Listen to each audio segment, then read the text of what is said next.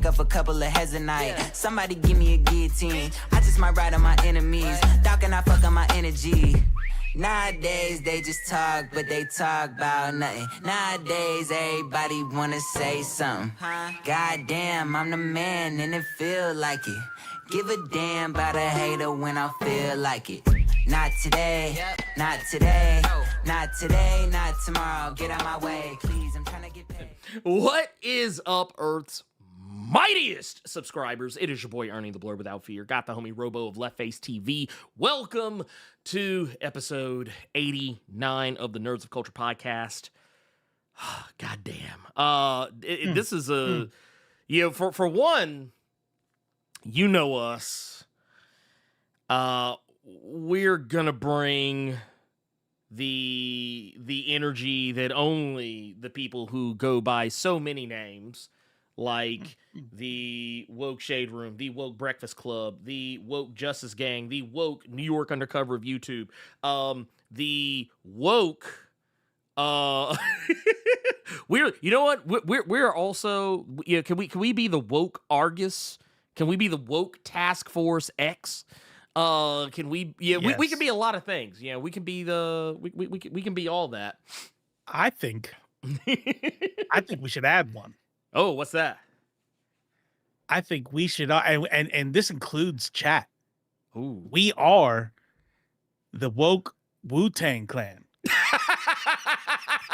and our theme is protect your neck. Yeah. Protect your neck. Protect your neck, man. Protect your neck. That's all I'm saying, man. I mean, I'm not laughing. I'm not laughing. We don't laugh at people. Let me tell you something funny. I'm gonna tell y'all a funny story. Oh, goddamn. So I'm in a leadership position in the DSA. I don't know why I did air quotes. I mean, I am a chapter leader here where I live. And but so you said that shit like we can't verify right. You're right. We know. We can look your ass up. We know. Right. Facts. But like, I guess because I'm not at national, because I'm like, I don't know. Anyways. You somebody. I'm so the neck is not protected, and the shot heard around the world goes off. Now, if you follow me on threads, you know exactly how I reacted to it. Then an email comes out from DSA National. Hold on. Let's see here. Please read ASAP. All right. So this is me, Mr. Steering Committee member, went to the Chicago 2025 DSA, right? Memeing it up. Fuck you.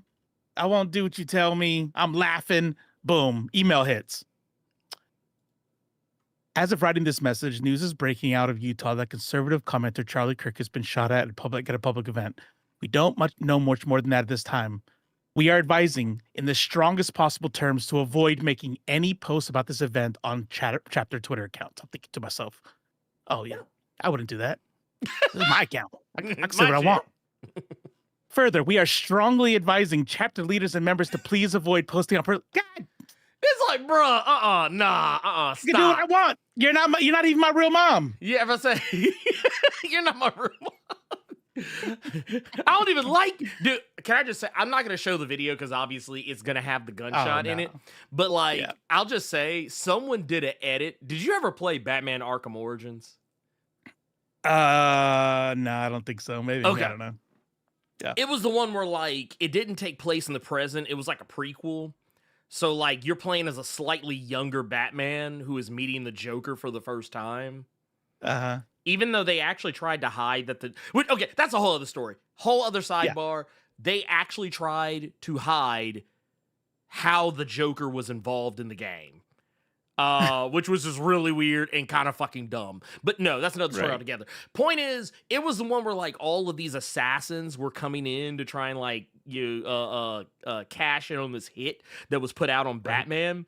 And there's a part where like Deathstroke is like walking around on this rooftop, and he turns around and see it because he can see Deadshot on a building like in the rafters like far the fuck away, and he kind of turns around. Yeah, you probably saw it, the one where he turns around and does the thumbs up, and the dude's like, oh no, he's mine. And then like he aims and all he takes a shot, and all you see is like, damn. Stylism, it's exactly correct. All I gotta say, no amount of acting you see that happen in action movies can mimic what it actually looks like. Nope. Is there anybody where this is their first time seeing something like that in that level of like clarity? I'm just wondering. Obviously I've seen it in real life. Other people in the chat have seen it in real life. But even if you like weren't ever like deployed or anything, there are plenty of like gore, gore.com and shit like that. And I've been watching videos like that. So when you're deployed and you're really bored, and if you're in the operations center, a lot of times there's shit going on, right? And everybody imagines wars, especially when it's been fucking 15 years, it's like moments of excitement. You know what I mean? At that point. Yeah. And so on what's called Intelinet or something like that, right? And it's basically the secret side of like military internet, and they upload videos of like Taliban beheadings and shit like that, things that are a part of the whole the intelligence scape. And I would just sit there on shift, like going through them, like, ooh, god damn. Like I watch people get stoned, I watch people get their beheadings and all this shit. Bro, I have been training for that Charlie Cook video my whole life. I was unfazed. So okay. I want to kind of piggyback what you were talking about, because so for full disclosure, Robo was the one who showed me the video. And I did say watch at your own risk. I put it censored and everything. No. You did, but see, here's the thing. I'm a bloodthirsty bastard.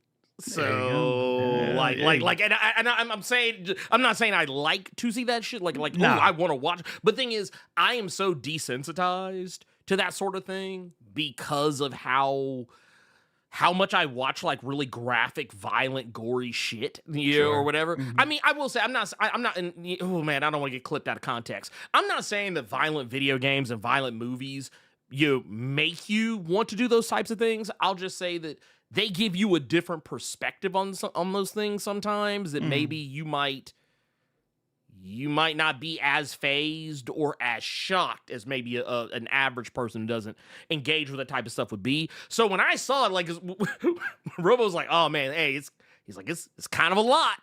He's like, I was like, no, I'm gonna watch it anyway. It took me back to this video you sent me a long time ago that involved someone getting hit in the head with an axe. That one I can't fucking. That's dude's son though. That's why that fucked me up. That video fucked me up to this day. I'm fucked up from that video. Like I still every once in a while think about that video, but once again, because I'm a bloodthirsty bastard, and I have just seen a lot of crazy shit.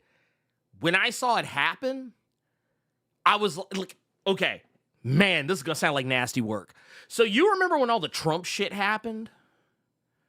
And everybody's like, oh my God, he got shot. Uh-huh. And the reason why I was like, bullshit. Like, even when people were saying, no, man, don't say it wasn't real because that's a conspiracy. The reason why I was so eager and adamant about it being bullshit, that it was staged, fuck all the shit we know now. When you get shot, and I want to mind you, I've never been shot, but I've seen people get shot. Like, and I don't mean like on TV. I've seen people get shot like IRL. Yeah. When you get shot, you don't stand up and like put a fist in the air and be like, yeah, Keep fighting. Yeah. Look, I watched a dude get shot in the leg one time, and that motherfucker was done. He was like, oh, it kind of the same way that Charlie did like that. I mean, obviously he do that because he didn't get shot. This guy didn't get shot in the neck, but we got him. He was like, oh, and he just kind of like slowly, ooh, and he just kind of went down. But it's not like in the fucking action movies. My brother got shot, what is it, a year and a half ago now? Mm-hmm. He got shot in the leg. And I'm gonna tell you all something. Like, I talk about, like, oh, yeah, I was in the military. I don't think I've still, like, there's still things that I don't really, like you said, I've never been shot. Yeah. I've seen people get shot. But then, like, when people get shot, like, they go away. They go, good luck, get better. You know, like, good thing it wasn't in the head. You know what I mean? Right. If it's not in the head, heart, or lungs, you'd be all right, you know? And so still, I'm not a medic, right? It's not like, and when my dad called me like hysterical because he's in critical condition, freaked me out because my dad doesn't cry, right? He's one of those old school Puerto Rican dudes. He's bawling, saying, you know, your brother's in, I'm like, and then I found out he got shot in the leg. I'm like, come on, like, is he gonna make it? Is he fine? Yeah, he's stabilized. The dude got shot in the leg. Come on now, bro. To this day, he can't walk right. He almost died like 3 different times. You don't think about the bacteria and skin oils on the bullets from loading it, from the bullet tearing through your clothing, all that shit going into your bloodstream. Like, yeah, when you're shot. Yeah, that shit's big deal. This motherfucker got still no scar. I don't know. Dude, he still has his ear. No. He still has his ear. Even a dent. Not even a dent. You know what I mean? I'm not gonna say I don't want to say it's fake. It's just that it's too many things that have to like be lined up for it to be fake. But I like somebody else. I don't know if it was you or somebody else that was talking about how like wrestlers cut themselves. Oh, yeah, they blade themselves, yeah. Yeah, or something like that. I could see him being thrown to the ground and because of the way they grabbed him, like cut his ear by accident. And when he's like bleeding, he's like, oh yeah. Oh, I'm using that. Yeah, or cut himself like on the fly because he's a con man. He's a piece of shit. He's a narcissist, right? So it's not because he's smart. He's just a natural con man. Right? Like, did he plan to be shot? Did he plan to get thrown on the ground? I would say probably not. But I bet you money that this is perfect. I'm gonna stand up. I'm gonna say this. I cut myself right here. You know what I mean? Like, that motherfucker didn't get hit by no goddamn bullet. Nah. and the thing is, and it's already been proven when you, especially the type of gun that was used, if the bullet would have even hit him, and that's what I hated. Like it was okay. Yeah, there were extremes on both sides, but I think the extreme on the right was the worst, just because everyone kept saying he got shot, when in reality. He never got shot. It was like they wanted to use it. And then notice how notice how it never really comes up anymore. Right. Like on their side. It never really comes up. Not to mention, this motherfucker's been walking around with some of the most lax security since he became president. They showed some shit the other day. Some people got so close to him, if they did want to take him out, they could have took this dude down 25 times a million over because of how lax the detail was. All I'm saying right now is I hope he continues giving Jesus the wheel. Oh, please. No, please. Just keep your trust in the Lord, and he will shield you. Do not increase your security and show a lack of faith in the Lord thy God. He's going to protect keep it right where it's at. You know he will. Yeah. Won't he do it? He is ordained. He is anointed and ordained as the president of the United States of America. God's angels, the archangels, are set upon him, and you could not touch a hair on his head if you wanted to. Nope. So I think he should just keep his security just exactly the way it is. Don't change shit. Actually, Don't change anything. I'm gonna throw you one better, man. I'm gonna throw you one better. Cause I want him to put his same. I want him to put the same level of trust in the Lord that Charlie Kirk did. I want to put the same. Yeah, because that's the thing. I don't think Charlie was a real Christian. Well, Charlie Kirk obviously didn't have the protection. No, he didn't have it. Didn't have Christ in his heart. Probably lacked faith. Honestly, you know what I think?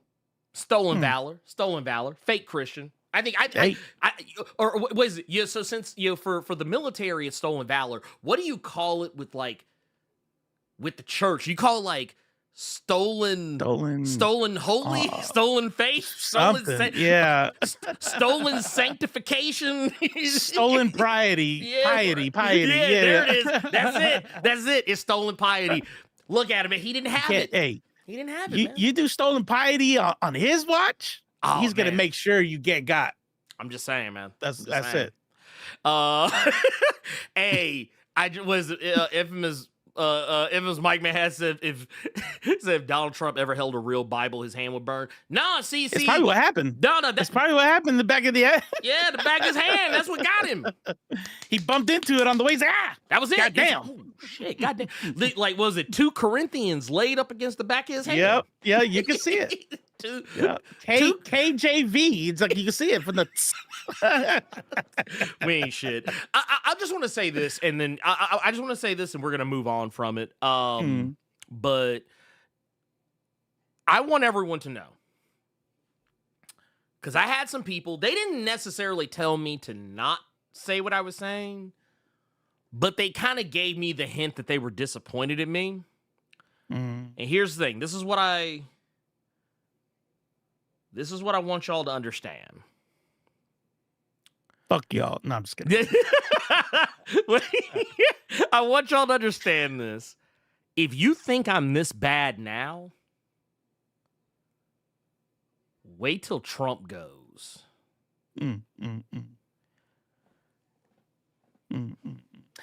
Look, y'all gonna fucking hate my ass.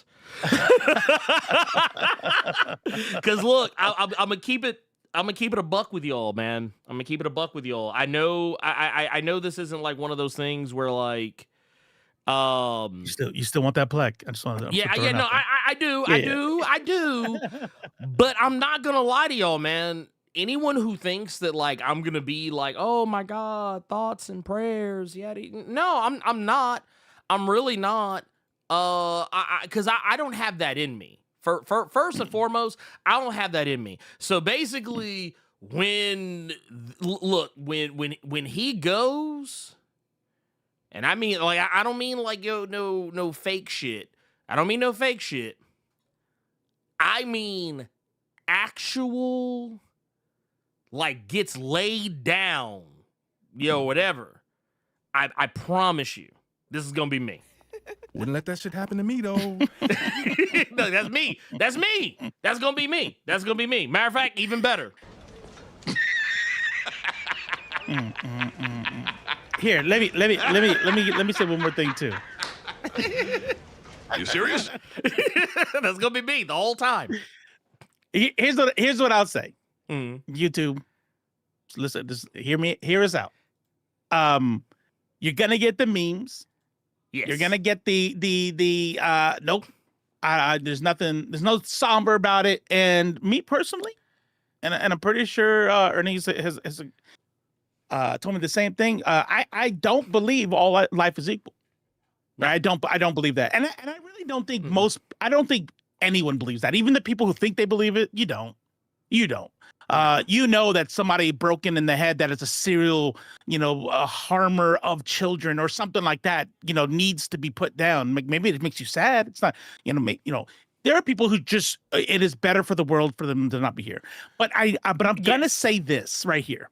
I'm going to say that random acts of murder, we can meme it. We can meme like, hero and all this shit all day. It's a meme and I don't mind memeing, and I'm not going to apologize for memeing, but it doesn't change the systems of oppression. No. Randomly killing somebody does not do anything even remotely beneficial. If anything, it's absolutely going to harm the movement. If you think that Trump, he's already started. If you think that Trump isn't going to use this to crack down on activists and organizers, to be able to call people like the UK has done for at least one organization, to call people who support Gaza terrorist sympathizers, to call organizers, to make it illegal, to call it stochastic terrorism. If I say that Republicans are American fascist Nazis, right, and he passes some law, at that point, did the shooter really do anything helpful? Like, to say that he did nothing would be best case scenario. So I just want everybody to understand that I'm never gonna apologize for memeing it, and I'm not gonna apologize for being happy that motherfucker's gone. But do not mistake that for, man, I wish more people would do this, because no, I don't. No. I don't think people should be out there randomly killing motherfuckers, unless that's the shot starting a revolution. Yeah. Oh, none of these shots have been that. You know what I mean? So look, I and I know I said what I said. Three kids did get shot yesterday. That's right. They did, and no one talked about it really because of this other shit. But I kind of want to jump on what you just said about the whole thing, like, unless it was like the shot that kickstarted a revolution. Here's the thing, man. I don't think a lot of y'all motherfuckers. And I say y'all, I'm not saying y'all specifically, but just like I'm just about the world in general. I don't think the world in general is ready for revolution, because I have seen some, oh my god, absolutely cooked responses to his death. Like, I saw Gavin Newsom talking about how, we need to honor Charlie Kirk by carrying on his legacy of. But I was like, okay, first off, stick to those fucking AI generated memes, dude. Right? Like, who else was it? I saw Dr. Dean Umar. Withers, bro. Dean Withers, that kid crying. Bro. Dude, Dean Withers is done. He's done that. Dean Withers. Look, we don't know each other. We don't know each other. Nah. I used to think maybe like you, because I saw some of the videos where you was roasting and lighting folks up. I thought you was one of us. I thought that you were like I thought you were on our side. I thought like I just look, Dean, player. I'm gonna keep it a buck with you. That post, that post you put up, crying.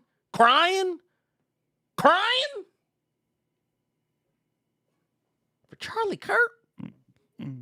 Charlie Kirk's kids. But you don't know them. You don't know them kids? I don't know. You know who I cry for?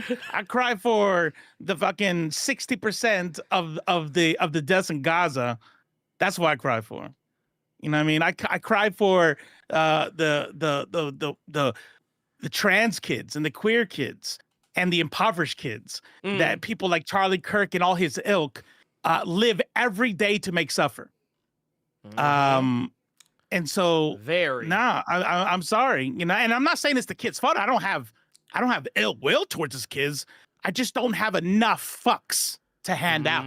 They're all used up. You know what I mean? So fuck out of here.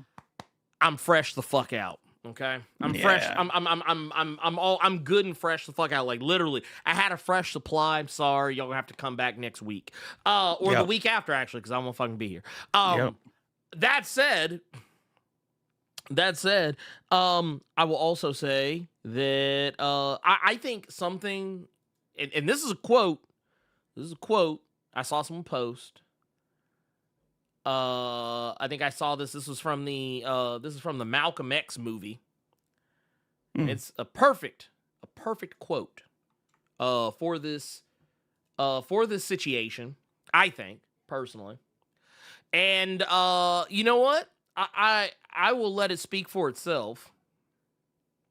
I'm gonna run it back for you. I hate how Threads video player is. It's absolute trash. But So trash. You dude, gotta like hold it down. It's just gonna keep playing and right? It's gonna be like, oh no, man, no, I want to go. I want to. That's Yeah. what the Threads video. Maybe players. it's because like Meta's new to videos, and it's not like they have any other platforms with videos on them. So maybe they're still trying to figure it out. Shit.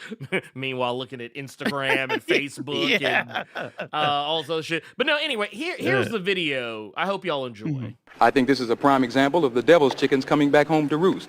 That the chickens that he sent out, the violence that he's perpetrated in other countries, here and abroad, be it 4 children in Birmingham or Medgar Evers or Lumumba in Africa, I think this same violence has come back to claim one of their own. Now, being an old farm boy myself, chickens coming home to roost never made me sad.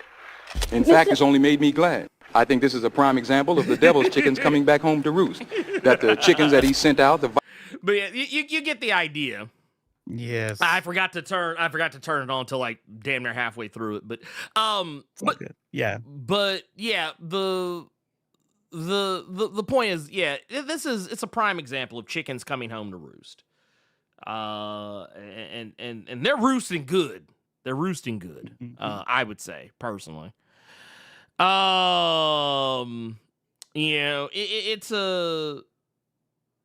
says a lot.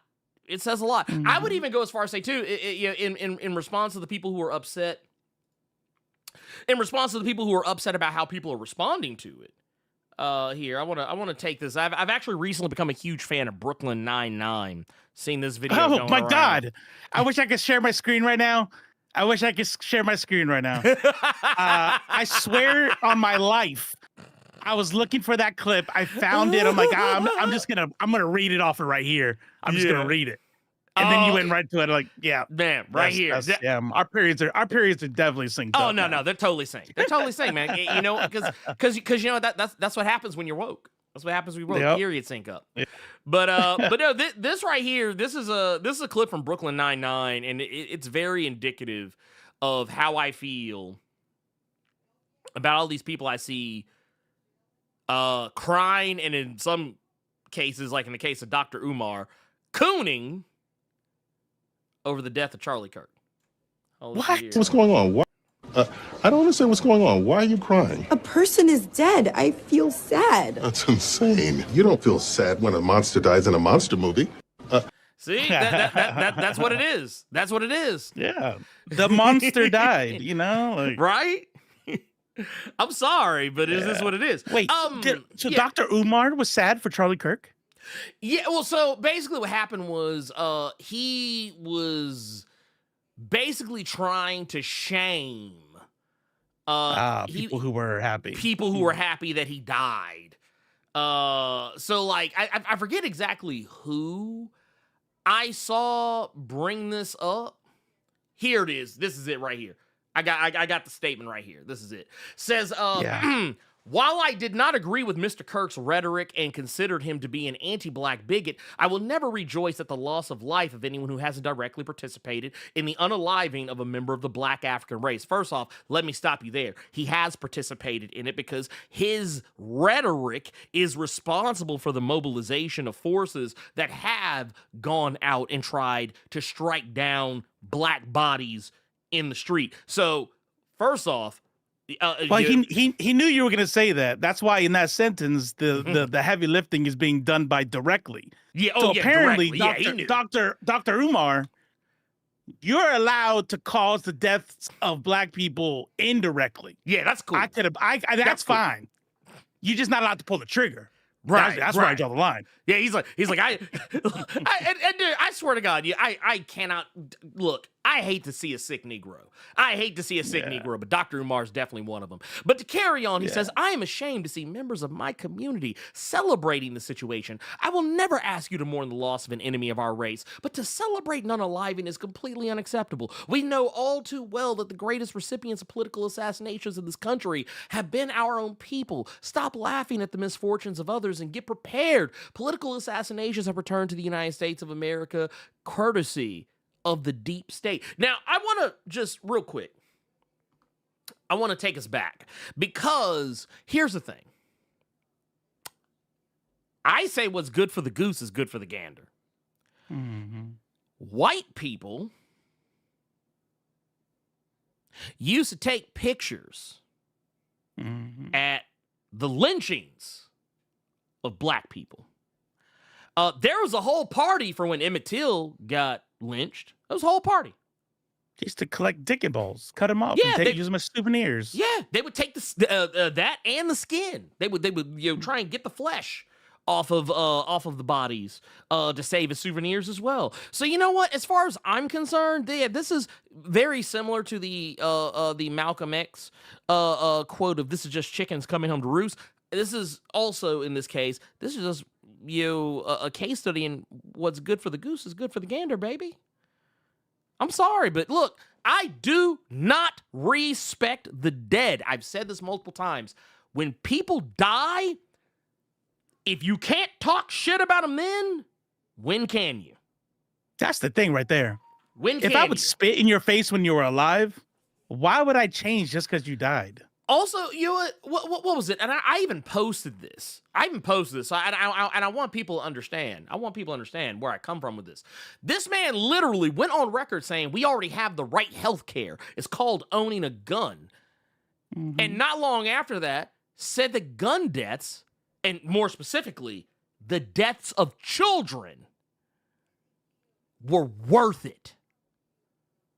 He said, unfortunately, yes, but he said it was worth it to protect the sanctity of the Second Amendment. So you know what I say? You live by the sword, you fucking die by the sword. I don't live by the sword. I don't live by perpetuating gun violence. So if I die to gun violence, it's highly more likely I'll be mourned over a piece of shit like Charlie Kirk. So there you go. Anyway, also, yeah, he said, also, I do want to say too, just to add into this, he also said that empathy was bad. So you know what? All you people demanding, he said empathy was woke. He said it was bad, and he said it was going to be the downfall of America. So you know what I say? I say, you know what? That is actually one thing I will agree with Gavin Newsom on. I think we should honor Charlie Kirk's legacy of showing that piece of shit no empathy. But anyway, yes, I actually had one of my homies, I don't want to put all his business out there, but he might be here now in the chat, I don't know. But there were several HBCUs. That were they were on lockdown earlier today. But yeah, it's crazy. It's crazy. Insane. Absolutely insane. Let's see here. Also, hey, shout out to Freddie Lane out here with the $2 super chat. Says still working on my comic. Much love. Hey, dude, get it done. Get it done. Don't stop working. Because the second you stop, it's a wrap. You gotta stay on it. Keep your eye on the ball, man. I love to see it. We also got 2 from the Bone Factor. Says the Charlie Kirk cult hates me, and I am at peace. That's how I feel about it. Dude, let me tell y'all something. Babies don't sleep as good as I slept last night. Dude, I was just like, ooh. Yeah. Cozy. Right? Like, I was like, ooh. Very nice and warm. Snug as a bug. We also got stomped in with the $4.99. Says, what up, Blerds? I know this is silly and random, but how would you react if the MCU made Magneto a Hebrew Israelite? Are we talking about the same Hebrew Israelites from like New York? Are we talking about the brothers up there that say that? Like... Wait. The Hebrew is that like those 1%ers? I always wonder if those were like the same things. I remember. Yeah, not 1%er. Not 1%ers. 5%ers. I always wonder because like that's always like some wild shit to me. Hebrew Israelites is a diverse and sometimes fractured movement asserting that that's it. Modern African Americans and often other groups are the true descendants of biblical Israelites. I'm not gonna meme. If they did that, which they wouldn't, that's ridiculous. But if they did, I would that would be the end of the MCU for me. I'm like, well, Yeah, good no, thing 100%. James Gunn's on board. I'm not watching this fucking garbage. look, no bullshit. I would literally be sitting here if I opened up Bleeding Cool. We'll just use Bleeding Cool as an example. I open up Bleeding Cool and see Magneto to be portrayed as a Hebrew Israelite in the MCU. You guys have no idea how quickly I would be like, well, I'm a punk rocker, yes I am. that would be me. I would just be like, ooh, well, let me go watch. Well, I guess I'm watching Superman for the 800th time already. In the Release the past gun couple- cut. Yeah, right. Hashtag release the gun cut. Release the gun cut. That like I would make securing the release of the gun cut my Your entire personality. Yes, From yes. that moment forward, y'all would fucking hate me. Like, for as much as y'all think I'm a Marvel shill, y'all be like, God damn, dude, man, stop talking about DC Comics, man. Dude, man, talk about a Marvel book for a change. We don't fuck with DC Comics, Marvel anymore. Yeah, we don't fuck with Ever. Marvel no more. That's what happened. Look, I'd be like, man, dude, man, what? Oh man, they're making Magneto a Hebrew Israelite in the MCU.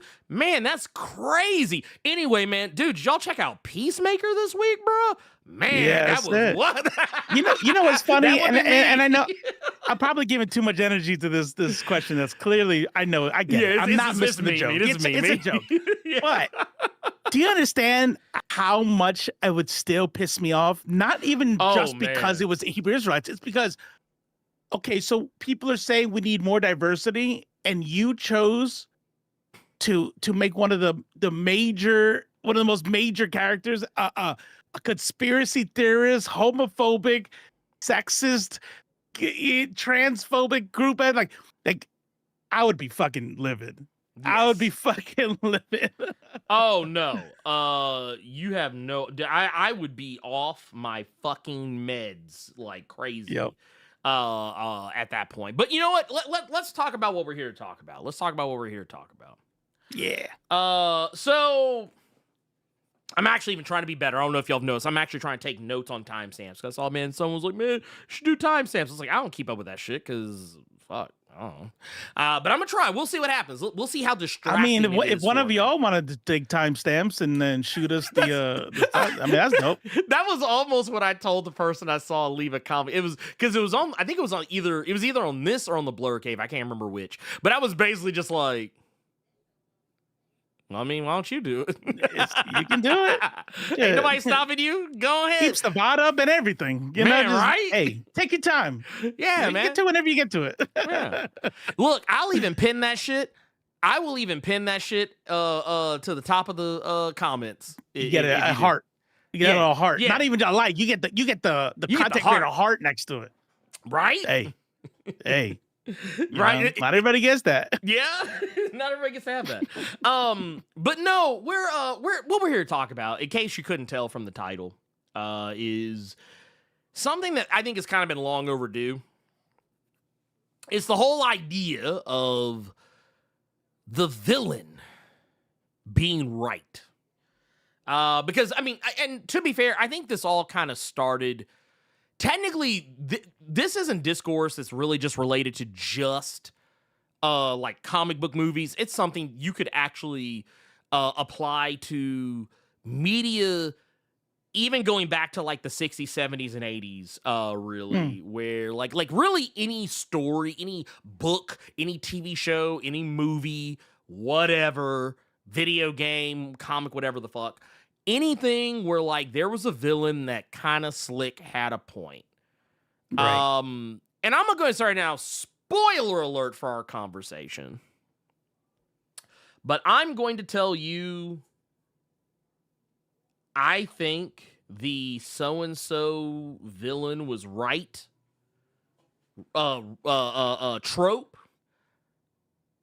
I'm just gonna say off top, I think it's dangerous because people. And dangerous not because I think it's inherently bad. I think it's dangerous because way too many people lack media literacy to be able to navigate that conversation without falling into the, well, then all villains are right, or thinking that the villain, because they are right about one thing, that means they're right about everything. And that's kind of why I think that argument, like it was cute when we were doing like, oh, the Magneto was right, the Cyclops was right, thing, even the Thanos was right thing. It was like, it was cute, it was funny up to a point. Yeah, but I'm gonna tell you where it turned. I'm gonna tell you where it turned for me, and some of y'all aren't gonna like what I have to say when I say this. So, I've already kind of prepared myself for the 5 to 10 dislikes that are about to hit us on the stream. So, and I've said this before. I've made it no secret. My issue, with all this, it all goes back to Killmonger. All of it. Every stitch of it, every drop of it. I can always take it back to Killmonger. Because, well, yes, it's not to say that, like, some of the other, some of these other characters in the MCU or in any of these other, like, stories, whatever the fuck. It's not to say that, these other characters aren't equally as dangerous. But, here, let me move this out of the way. It was about this time that People love that jump off the boat quote. Yeah, man, and that's what it was. That's what it was. People loved what he said so much that they forgot about all the other crazy ass shit he said and did before them credits. Before we got to that point in the movie, right before the credits started hitting, for that SZA and Kendrick Lamar started playing. See, y'all got gassed up and then didn't really pay attention to the fact that this dude was actually out here, like, basically preparing Wakanda to enact an all-out genocide across the entire globe. Like, that's the part. You know what it reminds me of, Robo? I don't know if you remember this from that video that you edited for me. But remember how, like, I was talking about the part in Iron Man where Tony Stark unilaterally declares war on a foreign nation, and it all kind of gets swept under the rug because of a joke. Like, they do like a little cutaway, show Rhodey like kind of sweating, literally repeating word for word the very thing that Tony just told him to say in case he gets asked by the media, and Rhodey looking kind of like, oh man, please let this work. It gets played for laughs. It's because, like I said, people love that line about, man, I want to, bury me with the ancestors, that jumped off the ships because they knew the death was better than bondage. Y'all forgot all the shit that motherfucker did leading up to that point. Like, that motherfucker would kill anybody. And I mean, hence why his name was Killmonger. But, but like, I mean, dude even killed the woman who he supposedly was, dating just because she made a mistake. She made a mistake, so she had to die. And he also said that, yeah, we're going to arm all of our people, across the world, which, mind you, he wasn't even just talking about regular people. Some of you who watched Eyes of Wakanda who aren't as familiar with some of the lore of the comics, some of you might now be more familiar with a little kind of a extension of Wakanda's military and governmental forces. Some of you might be more familiar now with the Hatut Zarazi, which was technically, they were in the first movie. They just were never really called by name. Basically, Nakia, well, she was referred to as a war dog and like a spy, but that's what the Hatut Zarazi are. They're operatives who go travel the world and kind of be Wakanda's eyes and ears and their fist in the case of action needing to be taken. But they are also a paramilitary arm of Wakanda. and at a moment's notice, can be here. Let me pull this up so y'all can see it. But they can be radical, like they can be like weaponized and sent out into the world if need be. And that was kind of slick what Killmonger was talking about. Basically saying, hey, if they don't want to fuck with us, then fuck, we kill everybody. Fuck them. That's basically what it was. And that's where, like, and for me, that was why, like, when all that shit was popping off, I was like, yeah, no, I can't get jiggy with that. I was like, I can't get jiggy with, like, look, I love Killmonger as much as the next guy, yes. Was he right about how Wakanda was treating the outside world? Yes, he was right. Was he right to criticize Wakandans monarchy for how they treated his father? Yes, he was right. Turning their back on the diaspora. Yep. Right. Yeah. To basically say, hey, because I mean, I agree with him on the fact that, like, yeah, dude, do you know what we could be doing with all this technology if we just went out into the world and gave it to the people to help lift them up? Yes, dude, of course. Yes, all these things. But the second that motherfucker started talking about mass genocide across not just America, but the entire world, that's the part people weren't paying attention to. That motherfucker for real said, anybody. Like, he was basically talking about killing everyone who was not black. And that's the thing I think people lose in the translation of it. And yeah, I saw too many people, like, don't get me wrong, villains are always fun. They're always the most fun. They always are. But that was not one of those situations where, like, I think we needed to kind of take a beat, reanalyze what he was talking about, and maybe not, because in that particular instance, he's closer to being a broken clock than he is being like, oh man, he was right about everything. But yeah, anyway, that was my rant. That was my Killmonger rant. So there you go. There's the 10 or 15 dislikes right there. Appreciate you. Yeah, I think what people need to really kind of nail down is there is somebody else who his following cared more about his rhetoric than his action. Way to ruin the villain for me. Sorry. I'm sorry. I apologize. And I think that's the problem. I think for me that's the real issue with the Killmonger specifically. The Killmonger deal lets you take the music, the score of the movie, the lines like his ancestors and jumping off the ships, and that feeling, right? That feeling you got when he said the truth about what not only what Wakanda did by turning their back on the rest of the diaspora, but also what the rest of the diaspora has had to struggle underneath, as Wakanda stayed hidden, and that pain, and it was anybody whose ancestors have come from that genocidal colonialist origin, heard that and said, yeah, I'm in near tears. But what should be taken from that is, and this is something that you have to kind of like self-reflect on, right? I did,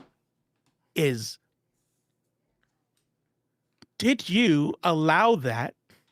Is that why you ignored everything that Ernie just brought up? You know what I mean? That's what Trump does to his followers. Yup. You took that emotion, you took all that shit. It's like, aren't you mad? Fuck yeah, I'm mad. Let's go. Put me in charge. And then we forget everything else. He's a fucking murderer. He's an authoritarian. He doesn't want to fucking give power back to the people. He wants to be king. So yeah, I think that's where Killmonger fell apart for me is that part. Everything you said, plus the fact that, like, when you talk about dangerous, it's like, yeah, it is dangerous because it shows people that even, I mean, the writers, I think, fucking genius on this shit. Genius. Because they said, nah, we're not gonna make him kind of right in his rhetoric. We're going to make it all the way right. We're going to make it to where people in their seats are going to get angry and get teary-eyed when he talks about that. But we're still going to make him a piece of shit and watch people still be, to be on his side. Well, because it's that villain that you love to hate, but you love to love. Like, and I think that's the mark of a good villain. I think that, look, think about it. Every one of the best villains of all time. Well, let me take that back. Let me walk it back a little bit. I'm willing to say 80% of the best villains of all time, they're all characters who, well, yes, they're terrible.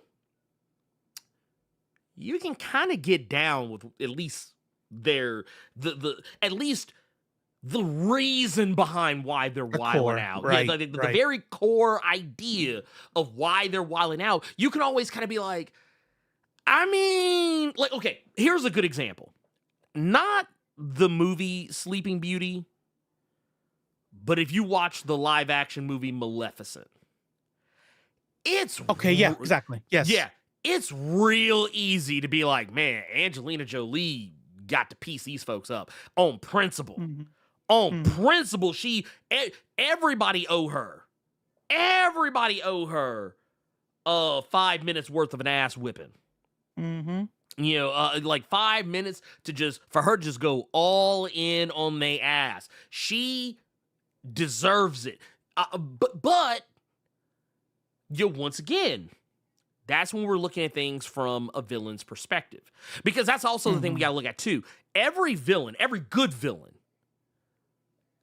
probably thinks they're the hero. They're the hero of their story.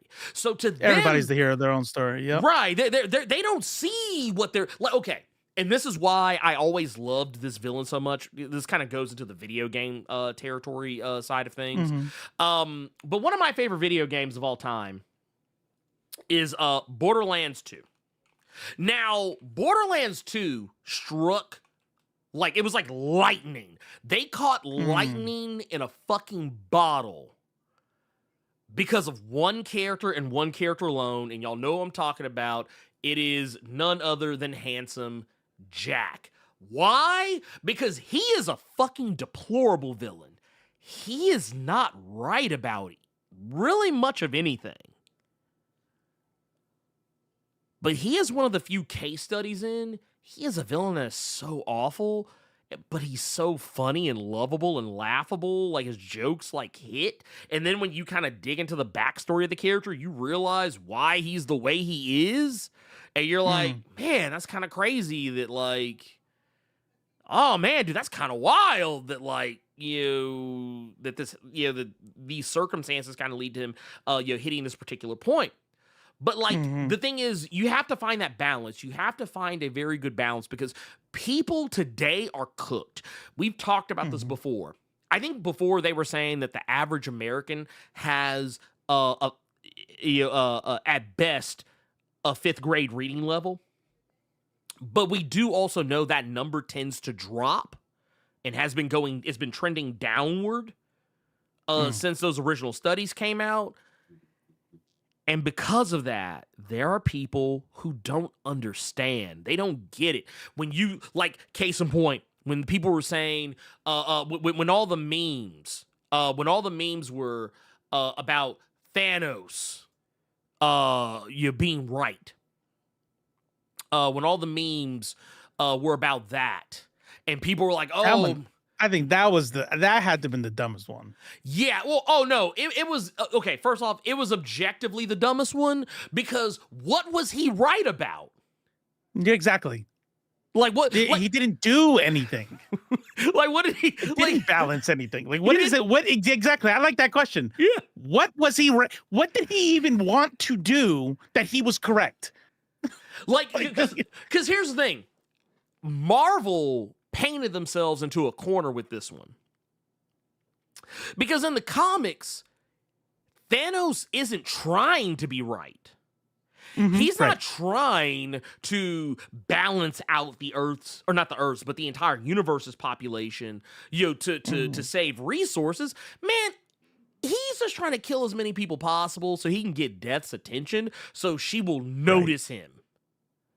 That's the reason why he's doing it. So, like, when you use the conceit that, because, he was on Titan and resources scarce, and, he was talking about, maybe culling, the population back so the resources would last. Here's the thing.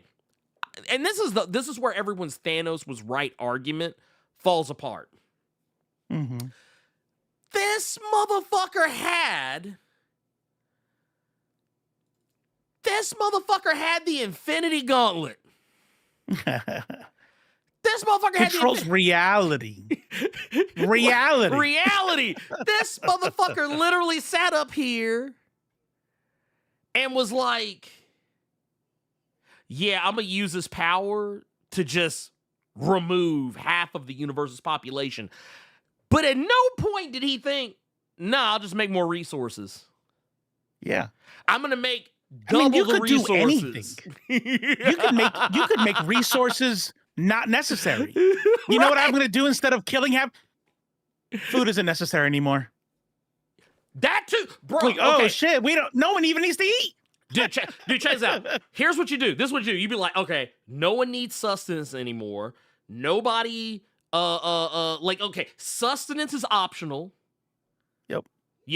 Every being in the universe can now, like, live an entire cycle of life without ever actually needing to eat. They just eat when they want to. You could also be like, hey, you know what? Everybody has a home. There's homes that everybody's got a home. Nobody has to worry. Nobody has to worry about housing anymore. You know what? Also here, I've made it where, you know what? I'm not going to give everybody immortality, but I'm going to make it to where every single person just, all the diseases and illnesses and things of the universe, that's done. We're done. Now people just die of old age or whatever, or if someone actually does something to them. Now that's and don't worry about space because resources are unlimited. It doesn't matter what you say. Like, that's literally the point of reality. Like, reality is yours. Reality. You know what I mean? Like we can now power an entire city with a cup of ice cream. Why? Right. Because I said so. I have the reality stone. You know what I mean? So it just doesn't. None of it makes sense. Actually, and I want to say something. I want to say something. I've seen it a couple times in the chat, and I've seen it plenty of times on the internet. And better than being a simp, it was better. No. I don't agree. No. I think that it makes way more sense to fucking kill half the universe because you're trying to impress the god of death. Right? The god you have an infatuation, an obsession with the god of death, and you're like, bro, if I kill half the universe, her power is gonna grow. She's gonna definitely love me forever. That makes sense. You're not well, but that makes sense. Nothing MCU Thanos did made sense. Like, it was just stupid. Bro, okay, yeah, see, that's the shit I'm talking about. See, like this right here says, did y'all see after Eternals came out, people trying to justify Thanos and say he knew about Tiamat? Dude, that right there is the type of shit I cannot stand, because people were literally coming out the woodwork to try to make this man seem like moving the goalpost. Like in this shit right here, I want to piggyback this as well. What Rex just said here, I once heard someone say Apocalypse is right. That shit is nasty work. And that's why I said the whole villain was right. Meta is so dangerous, because people then just start making excuses for, well, I mean, if you really think about it, Apocalypse has survival of the fittest. Okay, first off, Apocalypse was talking about eugenics. That motherfucker was talking about eugenics. Let's just keep it a buck. I mean, he wasn't even for all mutants, right? Just the purest mutants. Just the purest, the strongest, the most powerful. Right. It really... Weak mutants, done. Cold. Yeah, get him up out of here. It wasn't really until the Krakoan era where Apocalypse chilled the fuck out. But even then, once the Krakoan era was over, that dude came back with a fucking vengeance, being basically the same old Apocalypse that we've known him as. Now, I'll also point out, too, that I think, and people can disagree if they want to, because everybody loves their precious Magneto. Now this one I have something to say about, but go ahead. You kick it off. So, okay, here's my thing here. This is my piece on this is my piece de resistance about Magneto. Personally, I think the argument that Magneto was right is good up to a point. Mm-hmm. Because here's the thing. This is what a lot of y'all don't ever want to focus on. Magneto, he might be right now, but he was not always right. Do not let that scene in X-Men 97 fool you. Do not. I litially, we've litigated this bullshit before. We've litigated this bullshit before, and I'm just gonna go ahead and say right now, I'm not gonna go all the way back down the rabbit hole, but we once talked about this. We once talked about why the argument that Magneto is based on Malcolm X is so fucking stupid. And offensive. Offensive to Malcolm X's legacy. Right.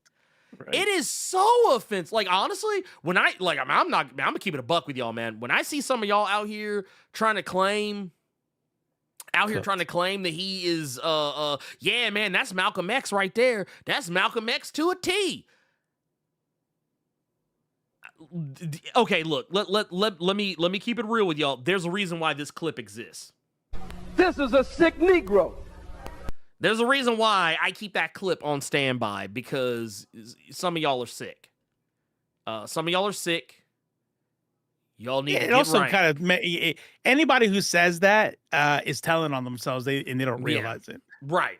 The white supremacist reimagining of history is they are the ones who created this version of MLK was the peaceful one. Right. And Malcolm X was the violent one. Like, I understand where Malcolm X and the Black Panthers came from, but they did it the violent way. That's not the way they should have done it. Like, that whole rhetoric that I'm sure we've all heard is born of white supremacy. That is the retcon from our government.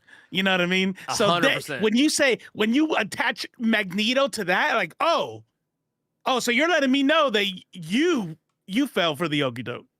You know? Yeah. Dude, here's the thing. It's difficult to me. Because, like, you look at this shit right here. This line of dialogue right here, and if I remember correctly, this is from the original X-Men number 4. We're talking like 1964. What is it Magneto says? He says, "Remember, we are Homo superior. We are born to rule the earth. The humans must be our slaves. They are our natural enemies, and together, with our superhuman powers, we can conquer them all." That right there, you have automatically, to me, lost the argument on Magneto was right. That is, because that is not liberation. That right there, what Magneto is trying to do, that's not a freedom fighter trying to save his people. That is a mass murdering psychopath. Who wants power. 110%. This is Killmonger.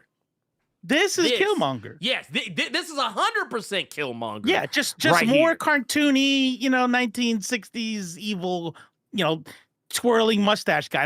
Like yeah, he's cornier, but it's literally Killmonger. Yeah, no, it's 1,000%. And the thing is, and even in that same issue, it's the same issue. He tries to, we only fight in self-defense. No, you're not. You don't conquer people in self-defense. You don't conquer people in self-defense. Like the Magneto that y'all are talking. Okay, Israel. Yeah, right. I was gonna say, okay. Was it the IAF? Yeah, the Urgoon. The Urgoon, right? Like, and I have a lot of feelings about that. But most chief important among them is that's why I always tell people the Magneto that a lot of y'all remember is a Magneto that was not originally there. That, like, the Magneto y'all are talking about didn't show up until the 80s almost, with Chris Claremont. And then later on, Grant Morrison is technically to blame for a lot of this too. I do agree with that. I've seen it come up in the chat a couple of times at the very least. But yeah, I'm sorry, I don't get jiggy. I do not get jiggy with Magneto being right. Now, if you want to say, like, because this I'll fuck with. I'll actually fuck with you on this. If you want to tell me that in, episode 5, you want to tell me in episode 5 of the X-Men 97 series where they do the whole thing where Magneto's like, because I think, Val Cooper does the whole part where she's talking about, the whole dictator shtick, and Magneto kind of claps back at her, like talking about how, so many countries let their dictator their dictators be rulers or whatever, or I forget the exact quote, but the point is like that part's not important. The real and true point of the matter is that yes, Magneto is correct. In that moment, Magneto is right. But the thing about Magneto, and this is the thing we always got to remember, and it's the same shit I say about Dr. Doom. You have to go back to the broken clock rule. When it comes to characters like Magneto, now, and to be fair, when we're talking about a modern day Magneto, that's a whole other story because Magneto has completely turned himself around as a human being and a person.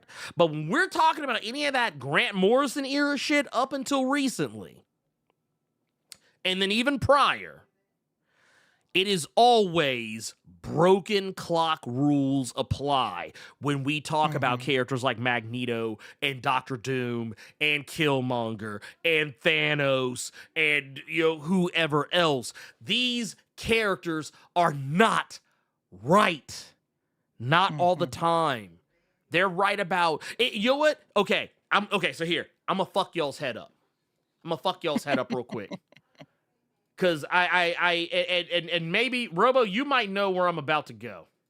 So recently, a lawmaker, some of you may be familiar with, a woman by the name of Marjorie Taylor Greene. Oh, right. Yeah. She recently said something that was correct. She said that what was going on in Gaza was a genocide. And everybody was rushing to give her cookies. People were bending over backwards. Like, I'm talking about people acted like it wasn't like she changed her position on everything that she's ever said that was abhorrent or evil or just downright, like, indefensible. No.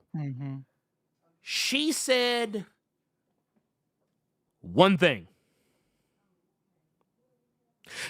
Y'all did the same thing for Candace Owens. Y'all did the same thing for Candace Owens. Candace Owens, when she was going hard in the paint against Israel about the genocide in Gaza, everybody was like, "Oh, dude, yeah, she's one of us."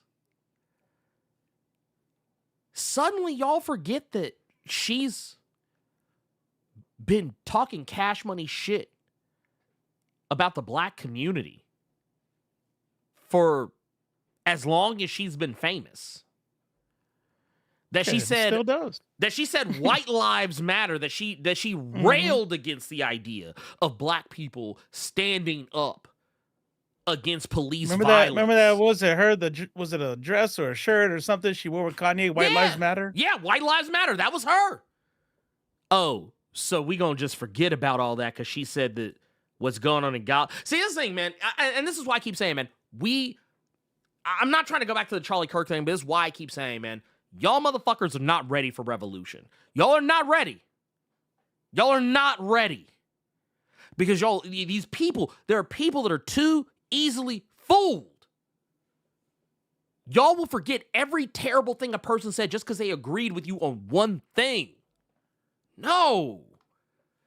Now, you want to talk about Cyclops was right, whether or not he was a villain, that Tom Brevoort bullshit that he was saying the other day, that's a whole other story altogether. I don't even entertain any argument about the Cyclops was right argument, because Cyclops, except for like maybe once in his, or maybe twice actually, in his entire publication history, has he ever been an actual bad guy. But like when Cyclops... And I think this is probably the thing that he is most famous for railing on about, was how humanity would treat them if they didn't stand up for themselves. Mm-hmm. Now, that he was correct about. Now, if you want to ask Cyclops how to be a good father or a good husband, that's another story altogether. Look, we ain't here to talk about that. We ain't here to litigate this man's parenting and his husbandry. But when we want to talk about how he stands up in the paint for mutant rights, okay, now you're cooking. Because I feel like Cyclops pulled a Zoran Mamdani in the sense that he's able to walk and chew bubble gum at the same time, because at the same time that Cyclops is like, hey, man, we got to protect mutant kind. In the same breath, he can also say, but hey, we also got to protect the humans that you are getting oppressed as well. So there you go. It's like, look, man, we're not playing the discrimination Olympics here. Right. Yeah, we're, yeah. Has Charles ever been right? Man, that's a good question. Has he ever been right? No, he has never been right. Wait, I can tell you what. I tell you what. Here's the only ground. This is the only ground I will concede on whether Charles Xavier is right about anything. He was right when he said that he had no right to be in love with Jean Grey. That's what he was right about. Not the reason why, but just that he has no right. That is the only thing he has ever been correct about. Smart guy. Right? Look, matter of fact, here's the thing. I'm going to fix this line of dialogue. Don't worry, as though I can help worrying about the one I love, but I can never tell her. I have no... Stop right there. Stop right there. Like, stop right there. All this, not while I'm leader of the X-Men and confines... Leave that part out. That part's not important. It's not important. But no, that said, yeah. The villain, I'm sorry, yeah. I don't want to be the bearer of bad news, but you know me, I'm all for giving bad news. I think what people really need to understand is what makes an agitator, what makes a rebellion right or wrong, right? I mean, because those are obviously subjective terms, but if you're watching this show and value our opinion, what you have to understand is that it kind of goes back to what I was saying about dude that popped Charlie Kirk in the neck. Yo. What did you do for liberation?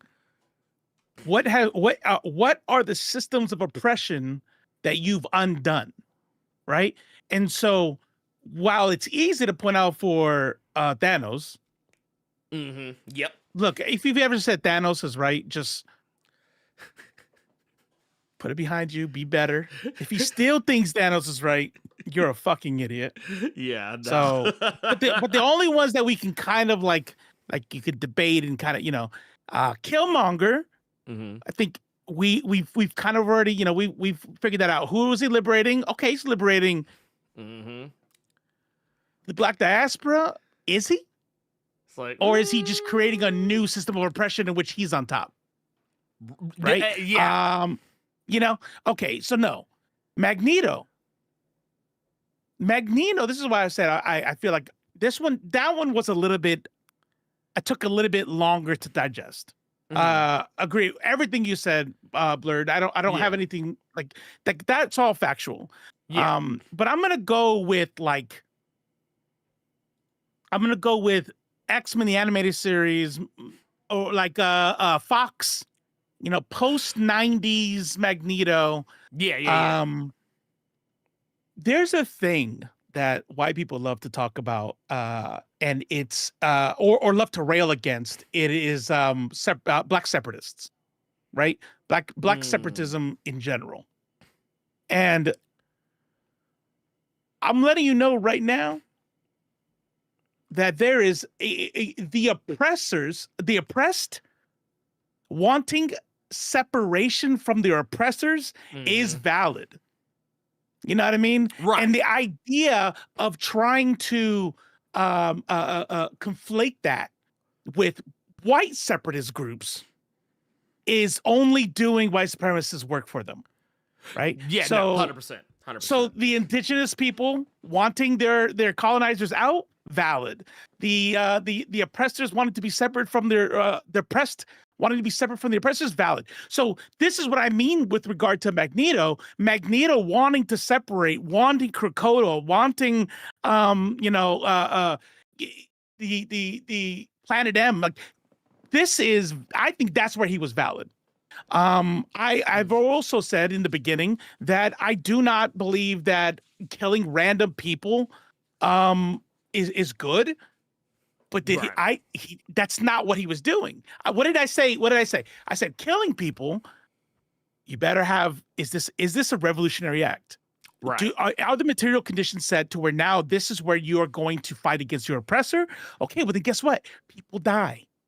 People fucking die. So even in then, Magneto killing people or pushing back, I'm like, that is war.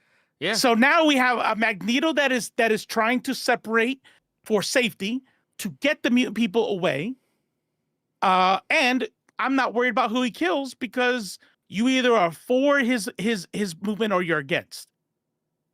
But then we still have to go back to the systems of oppression and liberation. I think Magneto was right to want Genosha. Yeah. To want Krakoa. To want Planet M. To want whatever the one was on Mars. What's the Mars one? Araco. Araco. You know what I mean? Like these are Asteroid M. Yeah. Like I'm telling you right now, Magneto was right. In my opinion. Fuck the oppressors. We want our own shit. And so once whatever your thing is, I don't give a fuck about the law. Right? Like I care about the law in so much as I don't want to be locked up and be away from my family. You know what I mean? Things like that stops me from being, But another reason why I'm not going to go out and kill people is because there's no liberation in that. That doesn't make any sense. It's ridiculous.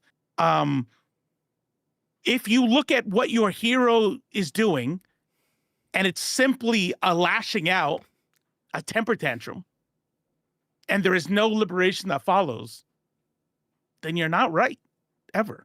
It doesn't make any sense. It just definitionally, you are incorrect. You did a wrong thing.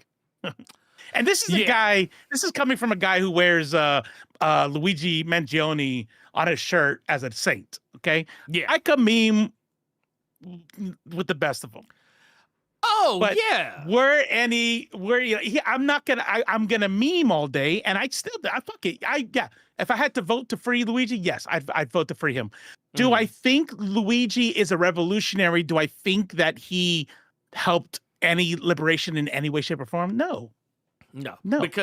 because now I will say, did he maybe inspire other people to maybe move forward Bring with their the plan? conversation about, I'll definitely say that. And you can even make an argument that like some of the other instances that we've seen of like violence against people who have done wrong, it's kind of been coming out, and it's changed the conversation about how we talk about, like, because that was one thing. You know what it is?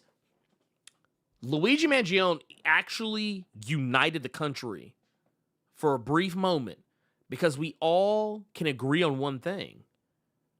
And it's that CEOs, they're typically pieces of shit. And anything bad that happens to them, they probably had it coming. And I think the people who are in power didn't want to see that shit. Because remember how all the corporate news media were like, oh no, can you believe these people? Kind of doing the same shit people have been doing about Charlie Kirk. Like, oh, can you believe these people? Oh, well, look at them. They're cheering on his death. He had a family. That guy was also responsible for putting through policies that made sure other people lost their family as well. Fuck that guy.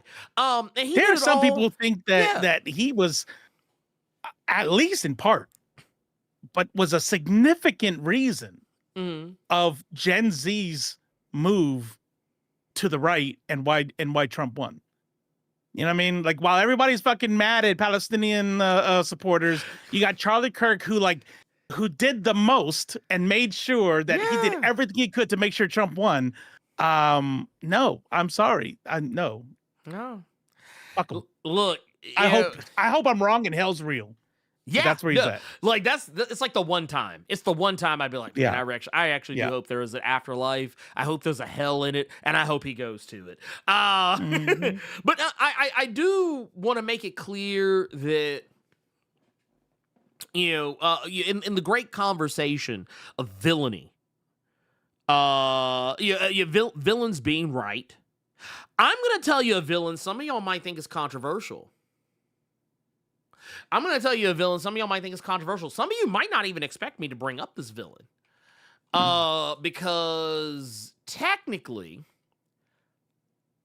I don't think that he's right about everything he said.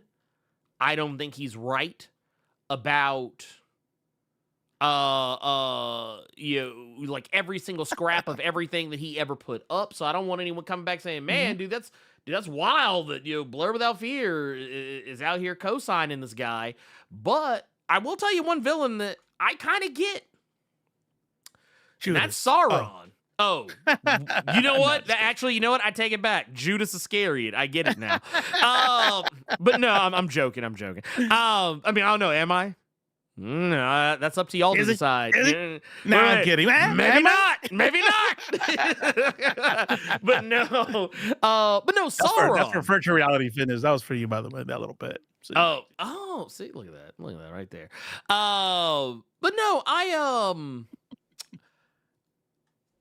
always think about Sauron of Lord of the Rings. And maybe it's just my perception of the story, but because I want to hear this. This is interesting. We're reading this story from the hero's perspective, so their ideas of Sauron are kind of fucked up. Sure. And of course, Sauron probably seems like a very fucked up person. He did create one ring to rule them all, all the other crazy shit. And once again, I'm about to, I want to make sure I preface everything I say with, I don't think he was right about everything. Like that one ring to rule them all shit. That wasn't jiggy. But Sauron was basically turning the system against itself. Because it's no secret Sauron was not always Sauron. he's been around a while. But the thing is, think about the material conditions of everyone else in Middle-earth. Humans, not saying every human is living the life of Riley or anything, but did anyone ever take a moment to notice, like, what people typically hung out with Sauron? Well, there were goblins, obviously, who at one point used to be elves. who were turned and twisted and basically inverted and turned into more monstrous creatures who with a propensity to evil, something that you could almost make the argument was not their choice. And this is something that we actually are told by Saruman, so yeah, we know it's the gospel. Also, we know that in a binary world like Lord of the Rings, anything that isn't necessarily human, for the most part, is often treated as evil. And what I mean, when I say doesn't look human, I mean more just like the more human, what it is. It's kind of like that, and it's sad because this shit's actually becoming a reality now. I hate that this is becoming a reality, but it's almost kind of like that. That Peter Griffin. It's almost like that Peter Griffin meme. Y'all know the one I'm talking about, where he's holding up the color card, and it's like, oh no, this one's okay, but maybe if you go any darker, it's like, oh, this is bad. That's kind of how Middle Earth is.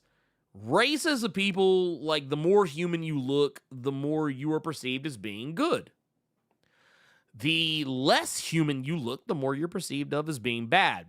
So the goblins, the orcs, all that shit, by default, are treated as evil. They just want a place in the world. Their place was taken from them. A lot of what they had was slick snatched from them, in a lot of respects. Now, you could play the whole, well, who shot first game with the orcs and the goblins and the elves and all that other shit. But at the end of the day, while, yes, Sauron is evil as fuck, I will never deny that. Sauron is evil incarnate. But he did want to make a world where the people who had kind of been getting shit on, having to live in the dark depths, not able to, go out into the light, which, to be fair, some of that was actually because they legit could not. But, but, whose fault was that? But at the end of the day, they basically were looking at a situation where you could make an argument that Sauron was being kind of a revolutionary. Once again, not making excuses for the guy.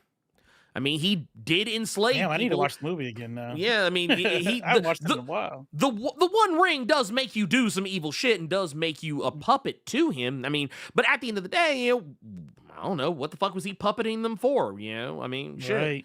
Right. I mean, he gave, and here's the thing, he gave the rings to the motherfuckers who were basically perpetuating, not necessarily the patriarchy, but just like the people who set the terms of conditions. So, I mean, I don't know. I mean, you like I said, here's my thing. I'm not saying that I would join Sauron's army. But if the motherfucker get it. Right? Like I'm just saying, like if he came and knocked on my door and said, "Hey, can we talk to you for a minute about, our movement, about the Sauron movement?" I wouldn't just close the door in his face. I'm like, "All right, let me hear what the fuck you got to say." I'd be like, I mean, you are right, man. Damn, dude, actually, I never thought about the fort. God damn, man, the goblins and the orcs and shit. Man, dude, because what was it? What did they say? What was it? What was one of the things they said when they were talking about food? Moldy, maggoty-eating bread. Oh, or that too. Well, that technically that was before that. But they weren't getting to eat like humans were. Not unless they were killing each other. There's this little shit that they say that you kind of makes you go like, man, you know what? Man, that's a good point. Suck. And you sit there and just like, yeah, fuck them. Fuck right? Those. It's literally how we look. And that's how the Zionists, the European Zionists, wrote about the Arabs. That's what white people wrote about black folks and African tribes. That's what Spain wrote about indigenous First Nations people. They're always like these animals not lower than human. Yeah. And then you have that entire thing where I can see it. I can see it. Oh, and oh no, go ahead. I was about to come off Lord of the Rings, so keep going. Oh, no. So, yeah. And I don't know if some of y'all remember this. The only people of color The only people of color in the Lord of the Rings movies were either orcs and goblins, the Easterlings, and I forget the name of the race of people who came from across like the more temperate isles, but Quickly just brought it up and reminded me of it. They rode elephants, used spears, and spoke black speech. And I want to remind y'all, J.R.R. Tolkien was a fucking racist. Yeah. Like, I used to always make this joke, and I know some people probably didn't like it when I used to make it, but I'll go ahead and out myself. I used to make a joke that the only people of color in those movies were the orcs and the goblins. Mm-hmm. I'd be like, yeah, I was like, like if you wanted to know where all the black people and the Mexicans and the Asians were, guess what? They were all in Moria. They were all in Barad-dûr, and Isengard. That's where they were. Okay? Everybody else is white. In a world where only white people exist, the monsters are always the people of color. Mm-hmm. So yeah, that is why I say to them, fuck them. It's why I don't have the love of Lord of the Rings in the same way that maybe I would for like maybe some other stuff. As a matter of fact, Lord of the Rings is one of those things that the further away I get from it and get into things that are like Lord of the Rings or like things that are very clearly like derivative of it, I'm like, okay, yeah, this is better. It's actually why I don't have as big a problem with like Rings of Power as maybe some other people might. But no, I like that. Yeah. Is it still going? Did it get canceled? I think it got canceled. I could be wrong here. You know what? Man, we live in 2025, man. Let's see what happens. Lord. Oh, psych. Psych. It's still going. Rings of Power Season 3 sneak peek teases Narsil's return. So there Amazon acquired the television rights for The Lord of the Rings from a Tolkien estate in November 2017, making a 5-season production commitment worth at least $1 billion. Yep. Like I knew until you see the end of season 5. Yeah, it's not canceled. Nah, and as a matter of fact, because I'm literally looking at this right now. The stuff that I just looked at, it's all like 13 hours ago, 2 hours ago, 13 hours ago, 6 hours ago, 1 day ago. So yeah, that motherfucker's still coming out. Whether y'all like it or not. I'm gonna start that. I'm gonna restart it. I'm gonna give it a go. Now I'll admit, I did fall off in the first season. Yeah. No. Okay. So to address that, I'm gonna be the first one to tell you, it's slow as fuck. First season is slow as that's why I fell off. It is painfully fucking slow. But in the spirit of Lord of the Rings, I get why it is painfully slow. Like, it's one of those things where it's like, sometimes you have to do all the setup and shit. Right. Like it's the reason why, and I think you and I talked about this before, like, sometimes I am more willing to let some shit slide if I am a little bit more familiar with like the setup or the conditions or the behind the scenes, whatever. Right. Like when I look at something like Rings of Power, I'm like, okay, it's slow as fuck, but fuck, man, it's Lord of the Rings. What the fuck did we expect? Right. Like, I don't know if a lot of y'all know this. Them books actually ain't that goddamn good. Man, you about to upset. If you thought you were gonna get dislikes for Killmonger, this one is it. Oh, this is bipartisan. This is gonna bridge. This is gonna end racism. This is the end of racism right now. Bruh, I'm just saying. Hear me out, though. Hear me out. Man, a lot of them books is just singing. There's so many goddamn poems and songs in them goddamn books. I'm like, man, can we please just get back to the talking? Like never in my life have I ever been like, man, can we please get back to the fucking talking? Someone needs to make an abridged version. And for all the songs be like Tom Bittlebottle, whatever the fuck his name was. Is singing here. Yeah, Tom Bombadil. Yeah. Dude, let me tell you what. Because someone just brought it up, I kind of saw it talking about the Sith. Here's the funny thing about that. Wait, did the Sith are right? No. Here's the funny thing about it. They're not right okay, actually, let's put it like this. So here's the funny thing about the Sith. The Sith and the Galactic Empire are often seen as like hand in hand because of the Synonymous, fact that yeah. they're seen as synonymous because of the fact that Palpatine was Sith, so was Darth Vader, so on and so forth, and because technically they were the leaders of the Galactic Empire, it is therefore seen that the Sith are just space Nazis. That's what the Sith executing their order, mission looks like. Yeah, right. That's what it looks like. So the thing is, fascism was, and let's be real, not every Sith was a part of the Galactic Empire. Let's also just get that out the way. And not every Sith, well, you know what it is? To me, just to me, and I know this is probably controversial, to me, Sith are kind of like the Satanists of sci-fi to me. And what I mean by that is movies and TV shows and books and just media in general have conditioned us to think when we hear the term Satanist, we think of someone who is incredibly evil. Right. Or people who actually worship Satan. Right? Or people who actually worship Satan. In reality, Satanism is really more about worship of self. It's more about selfishness. And that's what also Sith, anti-religion activism and shit like that. Yeah. Right. Like anti-dogma, all that shit. Like would you get that shit the fuck up out of here? Here's the reality. Not every Sith wanted to do fascism.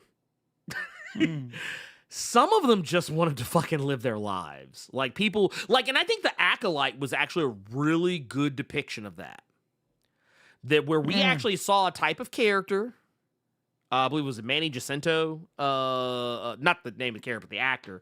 The actor who probably will never see again. God, man, I hate it here. I fucking hate it. Not the here. actor, the character. The character, yeah, the character. What a fucking dope ass ending, bruh, dude. Sorry, no, we won't tangent. No. So yeah, there was him. But yeah, so and that's kind of, you know what, honestly, you actually maybe not even realizing it, you kept us on track. Because what the fuck did he want? Right. Did he want to take over the galaxy? No. He did want revenge from old dude. Well, yeah, he wanted that. Yeah. But I mean, but the thing is, he didn't want to do fascism. He didn't want to join the Galactic Empire. He didn't want to join the First Order. He didn't want to or any of that bullshit. The man just wanted to live his best life. That's all he wanted. Get rid of Squid Game. and live his best life. That was all he wanted. That's all the fuck that man wanted. And why could he not have it? Why was he not allowed to have it? That's the question I want to ask y'all. Why? Tell me why this man was not allowed to have what he wanted.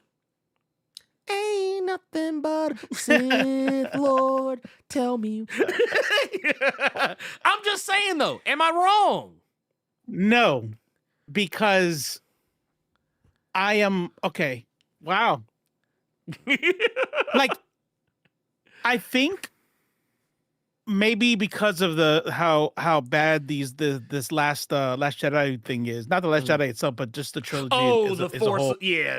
The sequel trilogy. I just stopped taking it as seriously. The light and the dark side and things like that.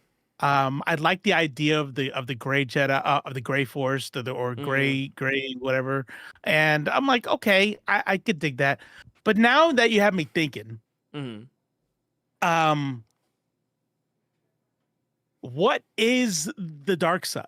Like what is the Sith, and what is the ideology of the Sith? Is the Sith to go murder as many people as possible? Is the Sith to fucking rule the universe? No, the Sith is to not be afraid of your own emotions and your power. And you're powerful. It's okay to be powerful, and it's okay to want things. and it's also okay to have sex, and it's okay to be in love, to have attachments, to have attachments, and to feel emotions. Now, can you become a Palpatine who espoused that and then chose to be fucking an evil piece of shit, sure. But that doesn't mean that that is essential in its nature. And you know what it is? Somebody else brought it up earlier saying, do Lucifer next. It is Lucifer. Right. No, that's 100%. It's 100%. Yes. Lucifer was right. Yes. You know what I mean? Because you had an all-powerful God who created hell and created the rules by which you went there. Yep. And then put the fruit in front of them and said, hey, you're going to get knowledge of good and evil. And Lucifer is like, if you believe they're the same character or whatever, but if Lucifer is going to sit there and go, this is fucked up. They don't even know, they don't even know right and wrong. They just fucking sit here and live in this ignorance. Hey, just so you know, that dude is lying to you. Yep. And then they go, really? And then boom, they realize, what did they do? They didn't drop dead. They didn't die of poisoning. Nope. They said their eyes, even in their own text, their eyes were open and they realized that they were naked. Like, it actually did the thing that the serpent said it would do. Yep. You know what I mean? Like this is literally kind of like that. It's like, no, wait a minute. Wait. This is just knowledge and acceptance of self. One of my favorite lines. How many? I know. Yeah, I know this is a little bit of an older movie, so some of y'all might not be. Some of y'all might not be as up to speed on it. But yeah, this is the thing. I love this. And this is why I always enjoyed the oh God, what was it? The Devil's Advocate movie. That's why I love it so much, because it says so many things that like are really. You know relatable. what I bet? I bet you what Ernie's about to say next is super fucking interesting. And everybody's like, oh, what is it? What is it about to say? But there are 200 people watching and 112 likes. It's free. Shit, man. Damn, that's crazy. It's free. Dude, that's crazy. Let's get them likes up. Come on. That's all. I'm not asking for money. I'm not asking for shit. I'm asking for a click of a goddamn thumb. Right, dude. Like I said, man, fuck the money, man. Give me the goddamn likes. I should have said that before talking shit about the book of Genesis. Oh, yeah. But come on, don't be a hater. All right? I'm just That's saying, old. man. I'm just saying. Stop bringing the bullshit. Stop bringing the bullshit. Like, dude, like for real though. You know, why are we worried about that old shit?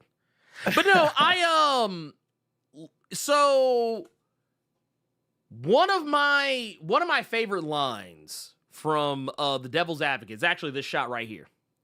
Look but don't touch. Touch but don't taste. Taste but don't swallow. That line has lived rent-free in my head ever since I saw this movie in theaters. Because when you look at God under that framing, it's like, yeah, dude, why the fuck are you like literally like you're telling me not to do all these things, but you're literally putting all this shit around me to tempt me? Like, what are you trying to prove? Is this some kind of fucking science experiment that you're just trying to see what the fuck will happen? But then punish me? And if you fail it, you're going to hell. Like, literally, and I want to make sure that we're very fucking clear when we say this.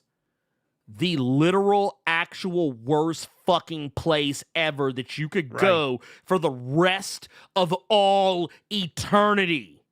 Yeah. What? And really, I don't want to hear nothing. Look, there are some who believe that hell is, well, I don't believe, my church doesn't believe that it's a burning hell. Okay, I don't care if it's a burning hell.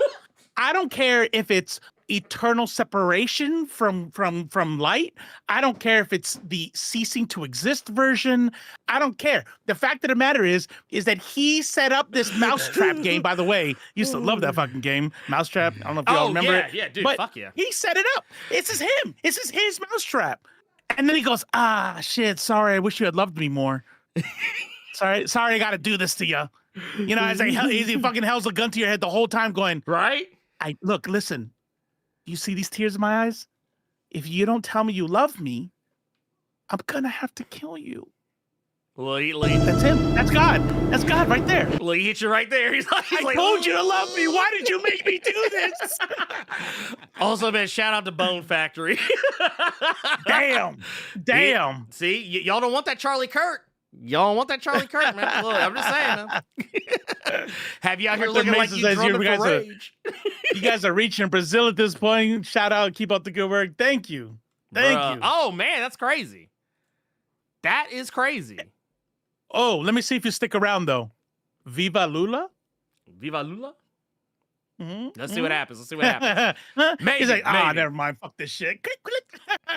Well, and here's the thing, and I kind of want to take it a little bit step further. Yeah. Oh, wait, what we got? Oh, yeah. That's what's up. Look. You are amongst your people. Welcome home. Yeah. Welcome We've been home. expecting you.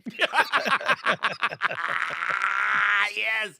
Okay. So real talk. I just want to just real quick, because there's more. That wasn't the only thing. So right here, this is actually another one right here. This is basically like everything that's being said here. This is basically the Satanist cookbook. Like when you want to think about an actual Satanist, this statement right here is quite literally what Satanism is actually all about. It's not about worshiping a forked-tailed devil. It's not about worshiping hell or like sacrificing babies or anything like that. This is what actual Satanism is about. Freedom, baby, is never having to say you're sorry. Guilt is like a bag of fucking bricks. All you got to do is set it down. What about love? Overrated. Biochemically no different than eating large quantities of chocolate. The worst vice is advice. Vanity, definitely my favorite sin. Like that, like this is Satan. Like this is literally like coming straight out of the Satanist cookbook. Like whoever, I don't remember who it is that actually wrote this movie, but I promise you they read the Satanic Bible when they wrote this movie. I promise you they did, because almost everything out of this I have literally read in the Satanic Bible. This special right here, free will. It's like butterfly wings. Once touched, they never get off the ground. Your own strings. That's funny. Yeah, dude. That is like, and like I said, I actually challenge you. If you have never watched the movie Devil's Advocate, Oh, it's good. it is good. Matter of fact, I'm gonna tell you what, that motherfucker still holds up today. It still fucking holds up today. Still, it is cooking. Because, like, By the way, I'm not co-signing everything on that meme. I'm just saying. Oh no! I'm not saying it's right. No, I'm just saying that, like, but I'm just saying, like, when you talk about whether or not Lucifer is right or wrong about whatever, like and you know, honestly, I'll take you a step further. It doesn't even have to be in the good book. Hell, you can actually take a look at, you know, Lucifer in popular media. How many times recently have we seen depictions of Lucifer where he's not even really a bad dude? I mean, shit, we literally talked about this not too long ago with fucking Sandman. Lucifer, they literally, also, I thought it was kind of nasty work how Netflix did this with the benefit of hindsight, because when they did that whole tease at the end of season 1 where Gwendolyn Christie as Lucifer somehow, oh, I'm gonna bring Morpheus to his knees, basically they kind of tried to do an Avengers 1. They tried to pull an Avengers 1, the whole like, oh, Thanos is gonna turn around and be like, oh, to battle the Avengers is to court death. And he turns around, he's all like smiling and shit. They were trying to do that shit with this, but they kind of set up what could only be for people who are like normies and casuals, probably the biggest letdown of all time. Because what Lucifer is trying to do, I mean, yeah, they are trying to like break Morpheus, but not in the way that like anyone's probably thinking. Like, Lucifer's like, look, I just want to get the fuck up out of hell. Like, I'm tired of this shit. This is bullshit. I didn't ask for this shit. I didn't ask for it. I got saddled with it. It's that shit. That's what I'm talking about. So that's why I say, yeah, fuck it. Lucifer, not the villain. Not the villain. Lucifer is just playing the game and the cards that Lucifer was dealt. Because think about it. What's the one thing that angels aren't supposed to have? Free will. Which by the way, I was like, never mind. There Well, are no, holes in yeah. the story. Oh, There are no, holes in the story 100%, because it's like, 100%. wait a minute, time out. So why can't he just give his children glory? Oh, because I mean, look what happens. He doesn't want robots. I'm like, well, he Right. doesn't have robots up there. No. Well, yeah. Like the angels don't really have free will like that. I'm like, well, then what happened with Lucifer and a third of the entire of all the angels? Right. They had the free will to fight, so they obviously have free will. Right. And then it was like the whole story doesn't make sense. Just you didn't have to create hell. You didn't have to make me. I'm an individual where like around somewhere between 12 and 14, I want to fuck everything that moves. And then that's pretty much going to stay that way for the next, I don't know, 30, 35 years. You have me do all these things that are supposedly sins and then go, hey. And we're not even talking about like societally. We're talking about genetically predisposed to want to do things that God says don't do. It's like, and then the result is if I don't fight it well enough, or by the way, if I'm born on a part of the planet that is not where Christianity is not the hegemony. Oh, man. Or rather, let me be more fair, that your religion is not the hegemony, whatever religion that is, then that's it. I'm fucked. You know what I mean? Like, also, I do want to point this out because this kind of speaks perfectly to it. Just because you're programmed to rebel doesn't mean you have free will, and that's the thing. That's kind of what we're talking about. The fact that, like, and I'll say this might be controversial. I don't know, but you want to know one of the main reasons why I think religion is bullshit. The concept of like an all-powerful, all-benevolent God is bullshit. Okay. Let's say I believe that. if you're a Christian here, we still love you. Yeah, we still love you. I still love you. I still love my Christian brothers, sisters, and MBs, but just know that I'm always judging. Explain. But y'all used to that. Explain pedos. Yeah, explain the problem of evil. Yeah, like explain people who are like child, unalivers. Bone cancer in infants. Right. Was that just God's plan? Is that what that was? Because I'm sorry, I don't get jiggy with that. Nah. I'm sorry, you cannot be all benevolent. He said, well, that is the plan. It has to be like this. No, it has.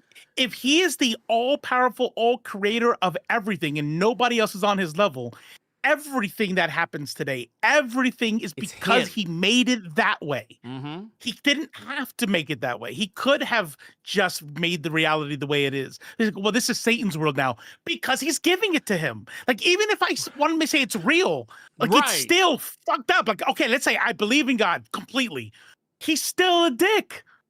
You know what I mean? Like, it doesn't make any sense. He has the reality stone and he chose to kill half the universe instead of make infinite resources. Right. Your God is a dick.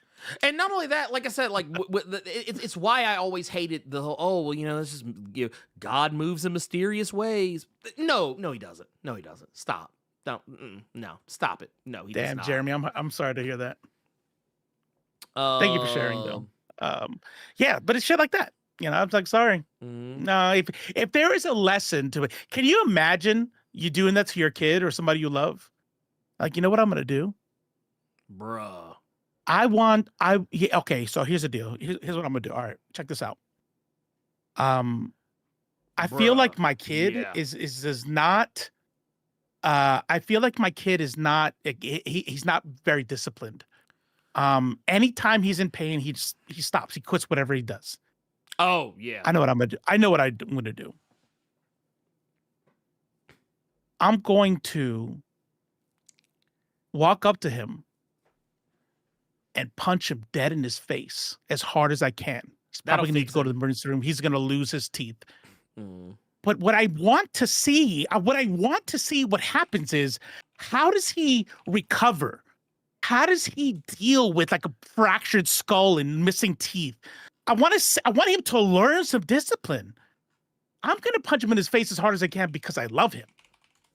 And if he doesn't see that, then I'm sorry. I guess you deserve hell. No.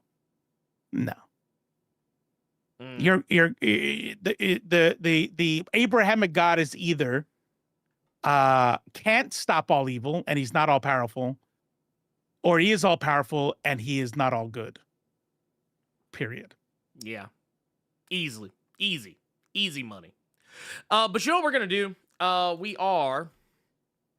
We're gonna pivot. How do we do that? I don't know, man. We are the fucking kings. Dude, we did it, man. Of tangents. We are the kings of tangents. Magneto was right? Nah.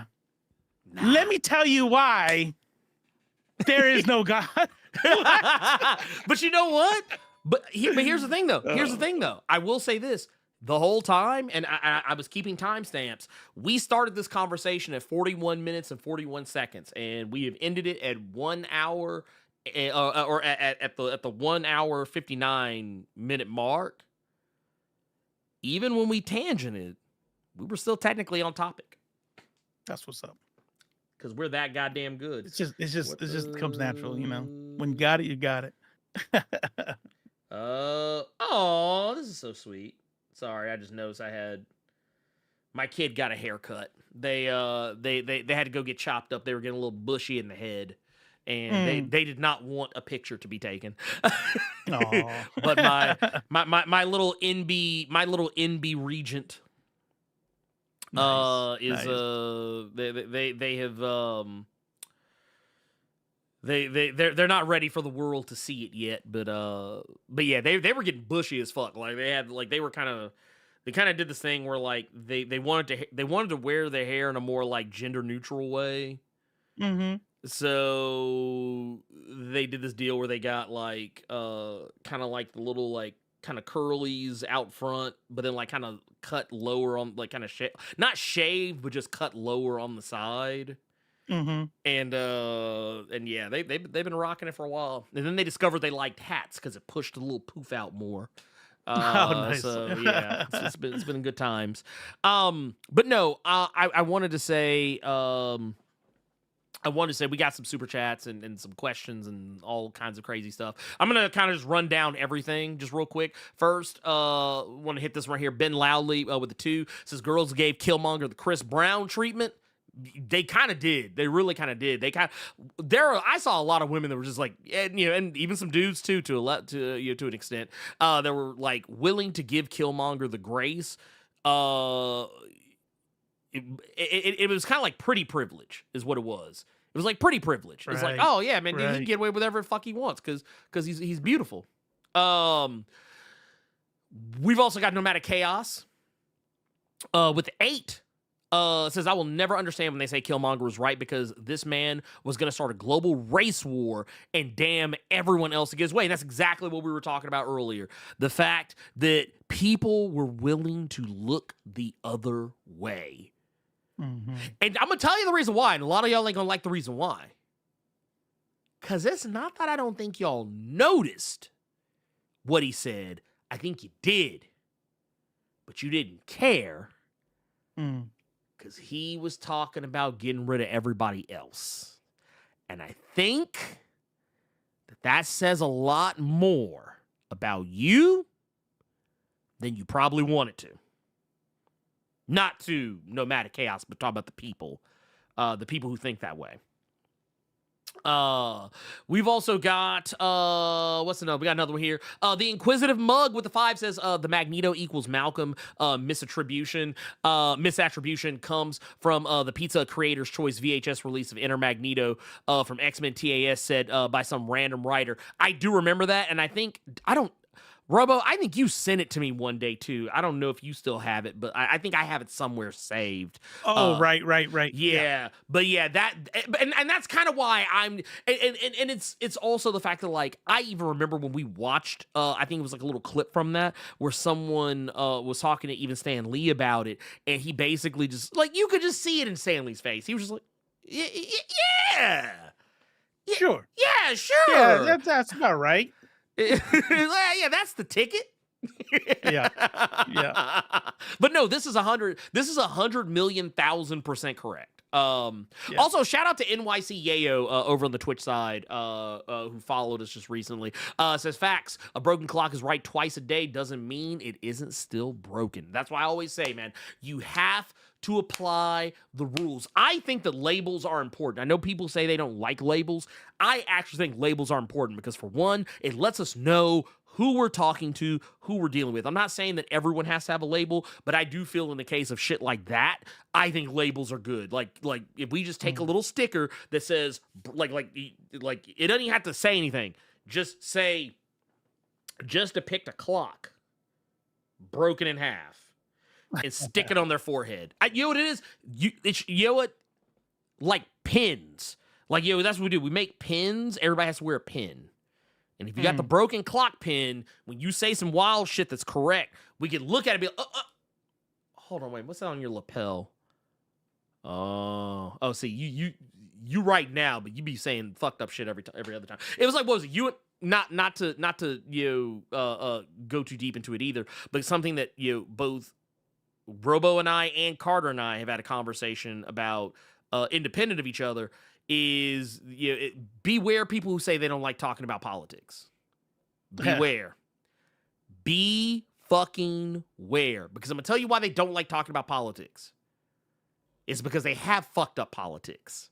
And they know that if they talk about them, they're going to get fucking clowned. That is all that is. It ain't to protect you, it's to protect them. They just won't understand.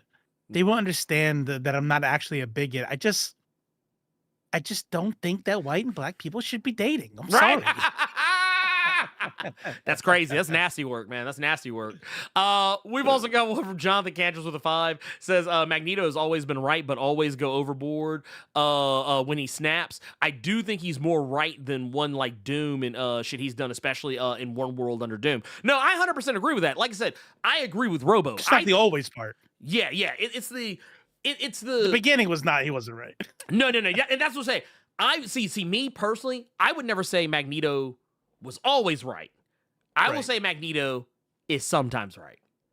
Right. That's how I would word it. That's how I personally would word it, just because that motherfucker was also on that genocidal BS. And I'm sorry, you've lost me. When your end goal is genocide, you've lost me.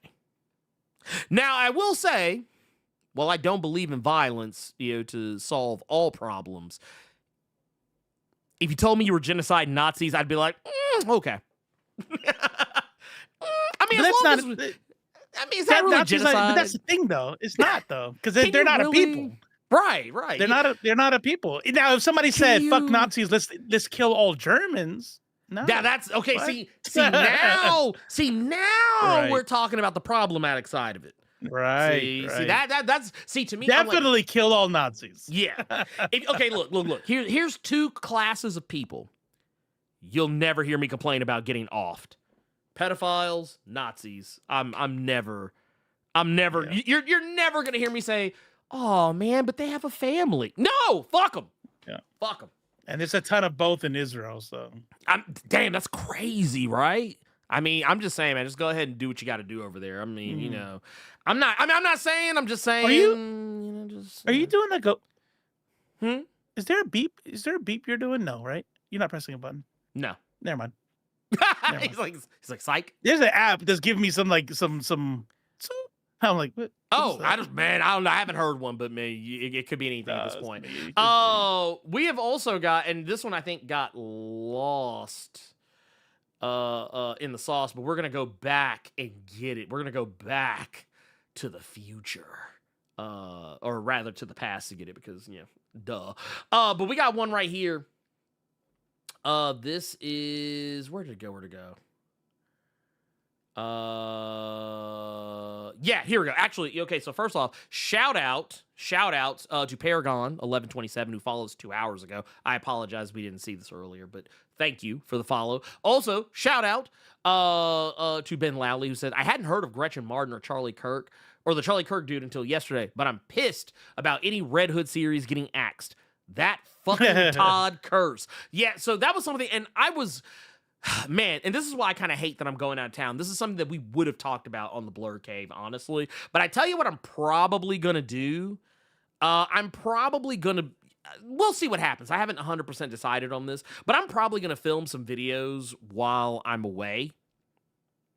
And maybe I'll come back with some stuff to work with. Maybe we'll see. And then I'm gonna scroll us up here just a little bit because we got another one here. We got one from Jason Davis with a 5. Says the Star-Lord T'Challa episode of What If made a better argument against Thanos. Yeah, probably right. I won't disagree with that, but I don't think ours was wrong. Let's see. Also here, we got one here from Pneumatic Chaos. This one is the MCU Thanos forgot that halving the population on a universal scale. Oh yeah, he forgot the effect that halving the population on a universal scale has, because that's people piloting ships and vehicles, world leaders and doctors that just vanish. That's going to be a massive problem. And that's something you got to consider, because remember what was happening at the end of Infinity War? Planes were falling out of the fucking sky, which means people were dying outside of the design. More than 50% then, yeah, for sure. Yeah, I think you can make an argument that more than 50% of the universe died when he made that snap. I actually think it's a very fair assessment. And then I think after that, I think we are almost all the way. And those people don't come back. Yeah, no, those people don't come back because they're just dead. They're just dead. That's a dark stain on the MCU, really, if you really... Like, I'm surprised that's not been addressed on any level. We have also got Gearless Mo out here with the 1999 super chat. Just says, preach! Yeah, because I'm not gonna lie, man. We were kind of cooking there. Not gonna hold you. Have to cut that up. We might have to make some shorts out of that one. Yeah, that was a good one. I'm not gonna lie, man, we was kind of like honestly, I know at no point did I ever do the message, but I mean, really, that's the whole episode. Yeah, that's the whole episode. That's the whole episode was message. I mean, you how do you pick one? But no, we've also got Jonathan Cantress again with a 5. Says people who say Doom is right blow my mind when you see the shit he's done in the past and what he's done now. If you're reading One World Under Doom, then you know. Yeah, no, I 100% agree. Like, I think that yes, are there instances where Dr. Doom is on the right side of things? Sure, but once again, broken fucking clock. That motherfucker has been out here talking the same genocidal, mass murdering BS that Magneto used to talk. Not only that, child endangerment, and you could even make a case. For some even more problematic views, but yeah, that I don't have the time to litigate that right now. But I'll just say this: any comic book character that's been around since the 60s, especially supervillains, they probably all have some fucked up views on shit. So just know that going in. But also, shout out to Tubes, the one with 10, says Thanos was wrong mainly because overpopulation is a capitalist myth made for culling the poor. Man, dude, fuck, man, right here. Message! Man, right there, just right there, all over, just in the first sentence. You got the new clip. You got the new message. Right? Let me break this one in real quick. He's like, look at that one. He says, yo, humans live on the 30% of the earth, and of that, we live on 15% at best. The problem is people hoarding resources. That is, man, that's what it always is, man. That's what it always is. Case in point, I remember, I don't know if any of it still holds up, but there's a show I used to watch. It was Penn and Teller's bullshit, and they would like take love it. They would take like commonly held like myths and they would debunk them for the most part. Like, I think there was every once in a while there would be one where they would kind of be like, okay, maybe not. But the PETA episode will forever live rent free in my head. The PETA episode is why it's on site with me. With PETA, and why I don't take anyone who works with or for PETA. I do not take them seriously. Because they euthanize more animals than kill shelters. But But that's not the point of this. Point of this was that they had an episode about world hunger. Or the idea that that there's a food shortage, and they pretty much, and granted, like I said, we're talking about old information because this was a show that was on like in the aughts. I think it was in the aughts, but I mean, a lot of the shit they were talking about still applies even today because not much has changed. The fact that the shit could be ended easily, they don't want it to end. This is by design. The system is working as intended. There is no food shortage. There is not like that there's... I mean, yeah, there is a food shortage, but not a food shortage because we don't have enough. It's because they choose not to make enough or to make enough available. Right. Yeah, That's why I learned recently that the Irish famine. I read somewhere it was like I hate when people call it the Irish famine. There was no famine. The British Empire just took all of our food that we grew, and then we starved to death. Yep. Huh. Sounds familiar. Sounds familiar, man. Yeah, that's crazy. It's crazy, man. Yeah. Who would have thought? Who would have thunk it? We also got one here from CEO Rouse with a 5. Says, we need the most petty villains episode to counter the seriousness of this one. Okay, you know what? I'm going to take that under advisement. So here's what we're going to do. When we come back. That's a good point. Yeah. Yeah, when we come back. After these messages. We'll be right back. I always miss those. So yeah, you know what? Here, I'm writing it down. I'm putting a pin in it right there. We'll come back with that. And matter of fact, while I'm on vacation, a lighthearted one. Yeah. And you know what? We are not going to be serious at all. I'll try. We'll try. I'll try. Look, now I don't promise shit. Wait, we got A Juxon with the 199 says, just want to say, enjoy your trip and be safe. I'm gonna do my best. I got my I'm ready. I got my peripherals. Got my peripherals loaded up and ready with all the games. And I got my iPad and my I got all my devices and everything. It's gonna be a good time. I might do some work while I'm on vacation because I'm a workaholic. I actually don't know how to take a vacation, honestly. But I'll be taking like all my art stuff, all my game stuff. Yeah, it's gonna be great. It's gonna be fantastic. But yeah, that said, I think, are we? Yeah, we're caught all the way up. I love to see it. Yeah, we did a damn good job. Job. My birthday, yes, was on the 6th. It just passed. Yes, it. Oh, and you know what? No, shit, I'm a terrible friend. I forgot to tell you happy birthday in the midst of like all that because it is all good. I will always forget, just like I forgot yours. Yeah. I remembered. See, air quotes. I remembered yours. I remembered your daughter's. But now I don't use Facebook, and you're not on Facebook, so there's nobody to remind. Yeah. Well, you know what? So here's the fucked up part. I knew like all this week, or this week and the past week, I just been kind of thinking, I knew there was something I was not remembering. I knew that there was something. I just couldn't think about what it was. I couldn't put my finger on it for whatever reason. And with all of the, because okay, and I'm not blaming Cersei for this because it's not their fault. But like because of all of the moving and shaking that we did with our schedules, because basically what we did, because we knew we were going to be out of town, we just decided to do everybody's birthday stuff that had birthdays in September all at once. So in my and then on top of that, do something the day after and the day after that.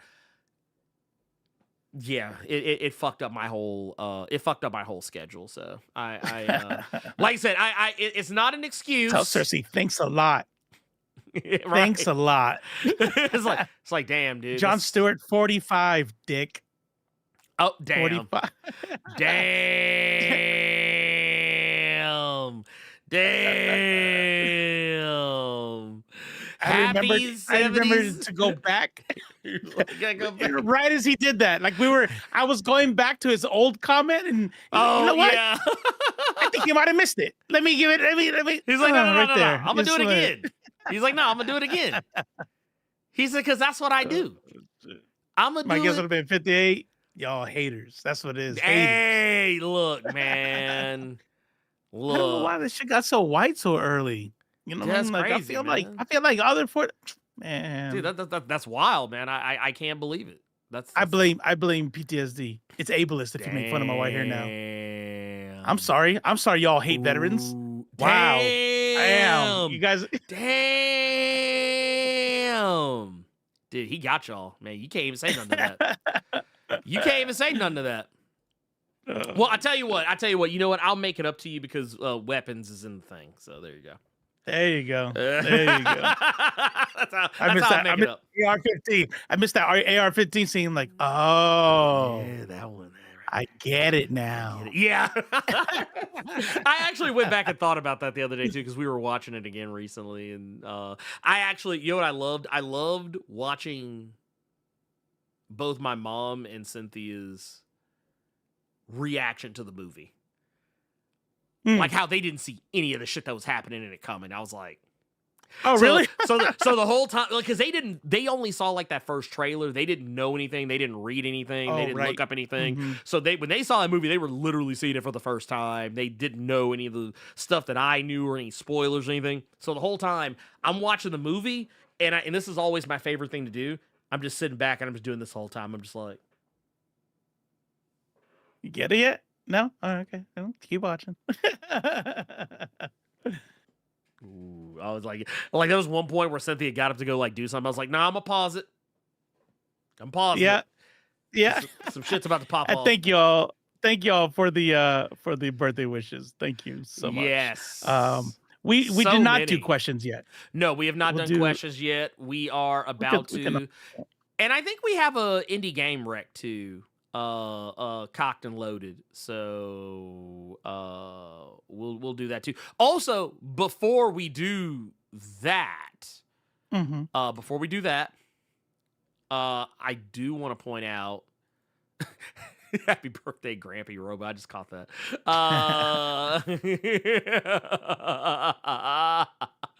But no, we also got another 1999 super chat. Says, enjoy your trip, relax as much as you can, and make sure to make time for yourself when you can. Hell yeah. And no work, please.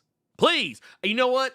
Because the director of S.H.I.E.L.D. said it, I'm not going to do any work. I'm just going to chill. Like, babe, can you? I can't get this right. I'm like, orders are orders. I don't do work. I was told to stand down. That's all I can say. I'm just following orders here, man. Yeah, look, I cannot do that. Nope. Not even a little bit. Not even a little bit. But no, I guess Haters. The entire chat are haters. That's what it is. not the haters. No. I guess. Do we want to go ahead and do? Yeah. We want to go and do questions. Yeah, there's only two. Let's knock these out real quick. All right. First one up is from Taquino9494. What's up, Ernie and Robo? I recently saw the video on MJ and Peter's torn relationship, and it still pisses me off that Marvel just won't let them be happy. But alas, given that information, are there potential characters you'd like to see Peter attempt a relationship with, whether they're a superhero or otherwise? Honestly, for me, just hook him and Felicia back up together as a super couple and call it a day. I agree with the Felicia deal. Is he not with old girl? No. The one in the video? No, I'm not. No, I'm in talking about Shay? Are they Yeah, still they're together? still together. I like her. Yeah, Shay's good. She's I good like people. I like her. You know what? If they make her the new MJ and 20 years from now we're talking about Shay, I wouldn't be mad about it. No. That's always been my conceit with Shay, is that I'm perfectly okay with him just dating Shay for the foreseeable future. But my thing is, if she's just going to show up just to be kicked to the curb like inside of 2 to 3 years, I don't want that. Right. Yeah. I don't want that because then because Don't make me get attached. Right. Right, because then not only is it disrespectful to the character of Shay, but it's also disrespectful to the character of MJ because now you broke them up to put them to put Peter and MJ both in relationships that couldn't even last. Because we got to think about the sliding time scale of Marvel. That means that means MJ and Paul's relationship. I mean, timeline shenanigans, there was that. But their relationship didn't even last, like, years. It probably lasted less than a year. Right. Right. And that would mean, like, if Shay and Peter Parker broke up 3 years from now, that means almost the same for them. That was like, oh, well, then this was just a fucking fling. Is what it was. Let's stop that shit. I mean, I'm not saying characters can't have flings, but like if you're trying to convince me that this is the next end all be all, don't do that shit. Yeah. I will say also for goddamn, I was just about to say it. Actually, I do want to address this because I wanted to make a video about this, but I don't have the time to do it. I'll do it when I come back. Yes, that was Ben Reilly, not Peter Parker. That was. But we didn't know that at the time when it happened.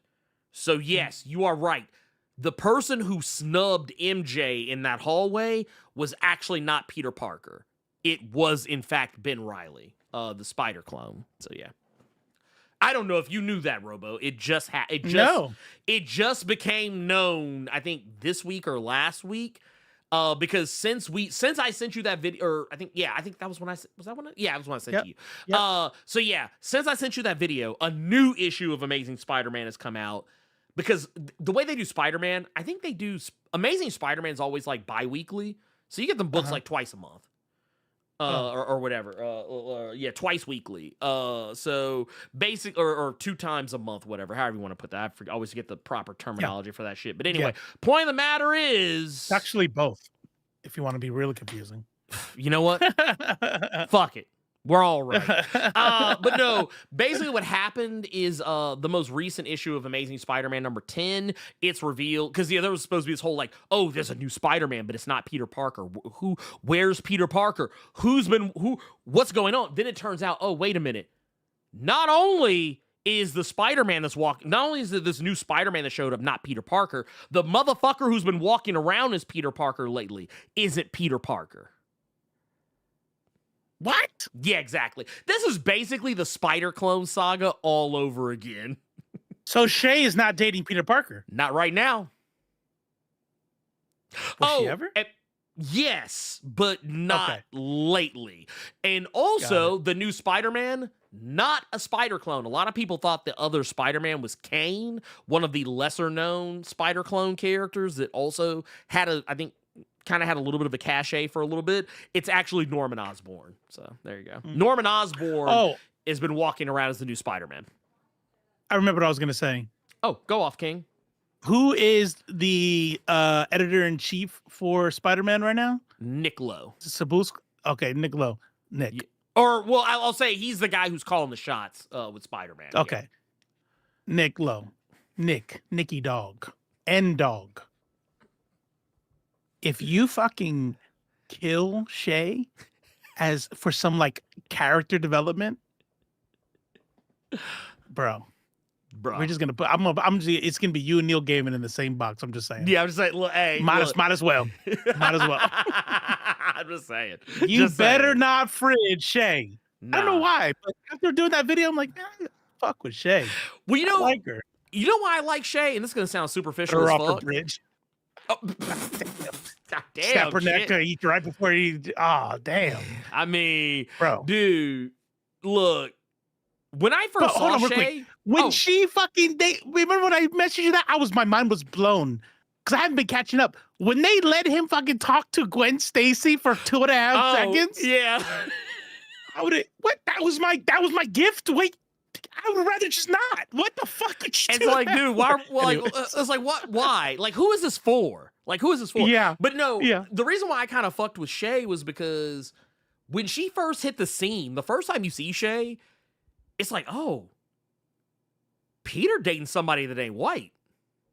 Oh, yeah. I didn't even, yeah. But then the people who have been drawing Shay across the multiple different Spidey, books and shit, every time she gets lighter. They did what they do. Yeah, they did what they do every time. That's why you have to name her. Yes. That's why you got to stop this fucking ambiguous fucking racial shit. Right. Because look what happens with old girl, Ms. Marvel. Oh, yeah. Do artists get fucking stupid and make her lighter and lighter and lighter? Sure. Yep. But we know what she is, and if she's Pakistani, then another artist is going to come back and recorrect that shit. You know what I mean? Yep, Like, sure don't will. leave it ambiguous, because I'm telling you right now, we live in a white hegemony. She will just become white. That's all she'll be. Well, I'll also say, too, Yeah. just kind of because it's in the same breath, do I think Peter could bag Misty Knight or Monica Rambeau? Not in his wildest dreams. Peter don't know what to do with that. He don't know what to do with that. Dude, let me tell you. Let me keep it a buck with you. Sam Wilson don't even know what to do with Misty Knight. and Sam has been bagging Misty Knight for the past few years. Like him and Sam Wilson and Misty Knight have been an off and on thing for at least the past 8. Maybe almost 10 years. Off and on. And he don't even know what to do with her. I don't know. I would have said the same thing about Tom Holland, but I mean, it's true. sometimes shit happens. Life or nature finds a way. Yeah. Qdoma. Greetings, nerds of culture. Hope you're having a great day. I've been hearing a lot of buzz on the about the new Hellraiser revival game. Yes. Oh, yeah. My concern is hope it does not turn into a Dead by Daylight clone. For many developers, it is a formula.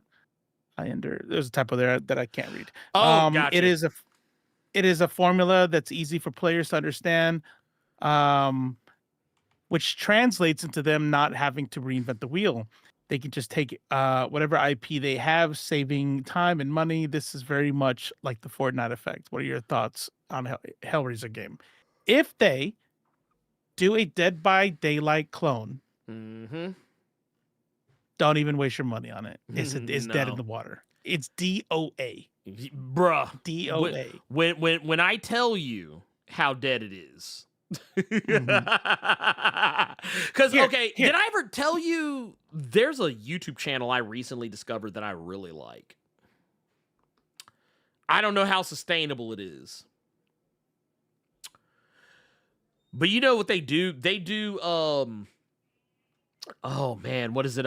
They do videos, video essays about Dead by Daylight clones. I'm actually scrolling back through my history to see if I can find the channel. But basically, what they actually did one about Texas Chainsaw Massacre very recently. Okay, it's called Kovo Kava. The channel's called Kova Kava. They did a video about VHS. Talked about it's titled "The Game That Did Better Than DVD and Still Died." There's that one. Let me see. I'm actually gonna pull up their channel because I want to see what other. Oh, here's another one. What was it? How a lawsuit murdered the perfect horror game and its revival. I don't know what game they're talking about because they don't say the title, but I'm almost positive it's Friday 13th.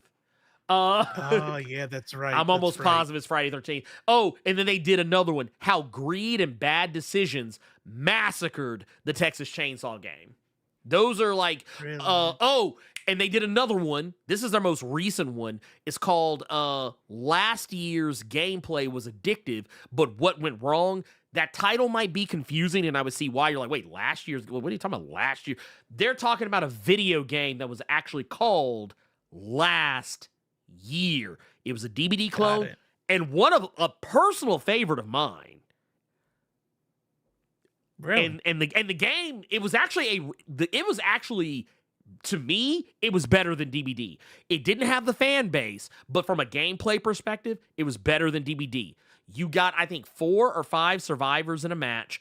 versus one killer, and the killer could actually change which killer he was mid-match, and the people that you played as that were survivors could fight back. And there were roles. There were actual character roles. There was support. There was like kind of like a tank, but not like, you know, just basically a person who was better at fighting back than someone else. And someone who was better at taking damage than someone else, and then people who were better at healing, people who were better at like setting traps and like helping with like buffs and debuffs and shit. It was really fucking good. But yeah, it was called Last Year, and it had like a subtitle, but what killed the game is that who remembers the Discord game store? Yeah. Well, then you have your answer. You have your answer for what killed the game. So then they had to put the game on Steam, but they had already poisoned the well because they didn't really do right by the people who backed the game on Kickstarter and supported it on Discord. And then eventually the game got sold. I'm basically spoiling the video. But long story short, a bunch of really piss poor decisions were made, and the game is actually supposed to be coming back. But I don't know how that's going to work. Like, because I think once upon a time, I might have gifted you a copy of it. I don't remember. I know I gifted a lot of people copies of it because you could still play the game if you could get everyone to queue up at the same time. But now the game's dead, so it's like whatever. But yeah, it was really cool. Loved it. It was a really cool game. Oh, and that was the thing. So check this out. No generators. No generators. You had to like... No tasks? You did, but it was not pumping the same 5 generators like every match.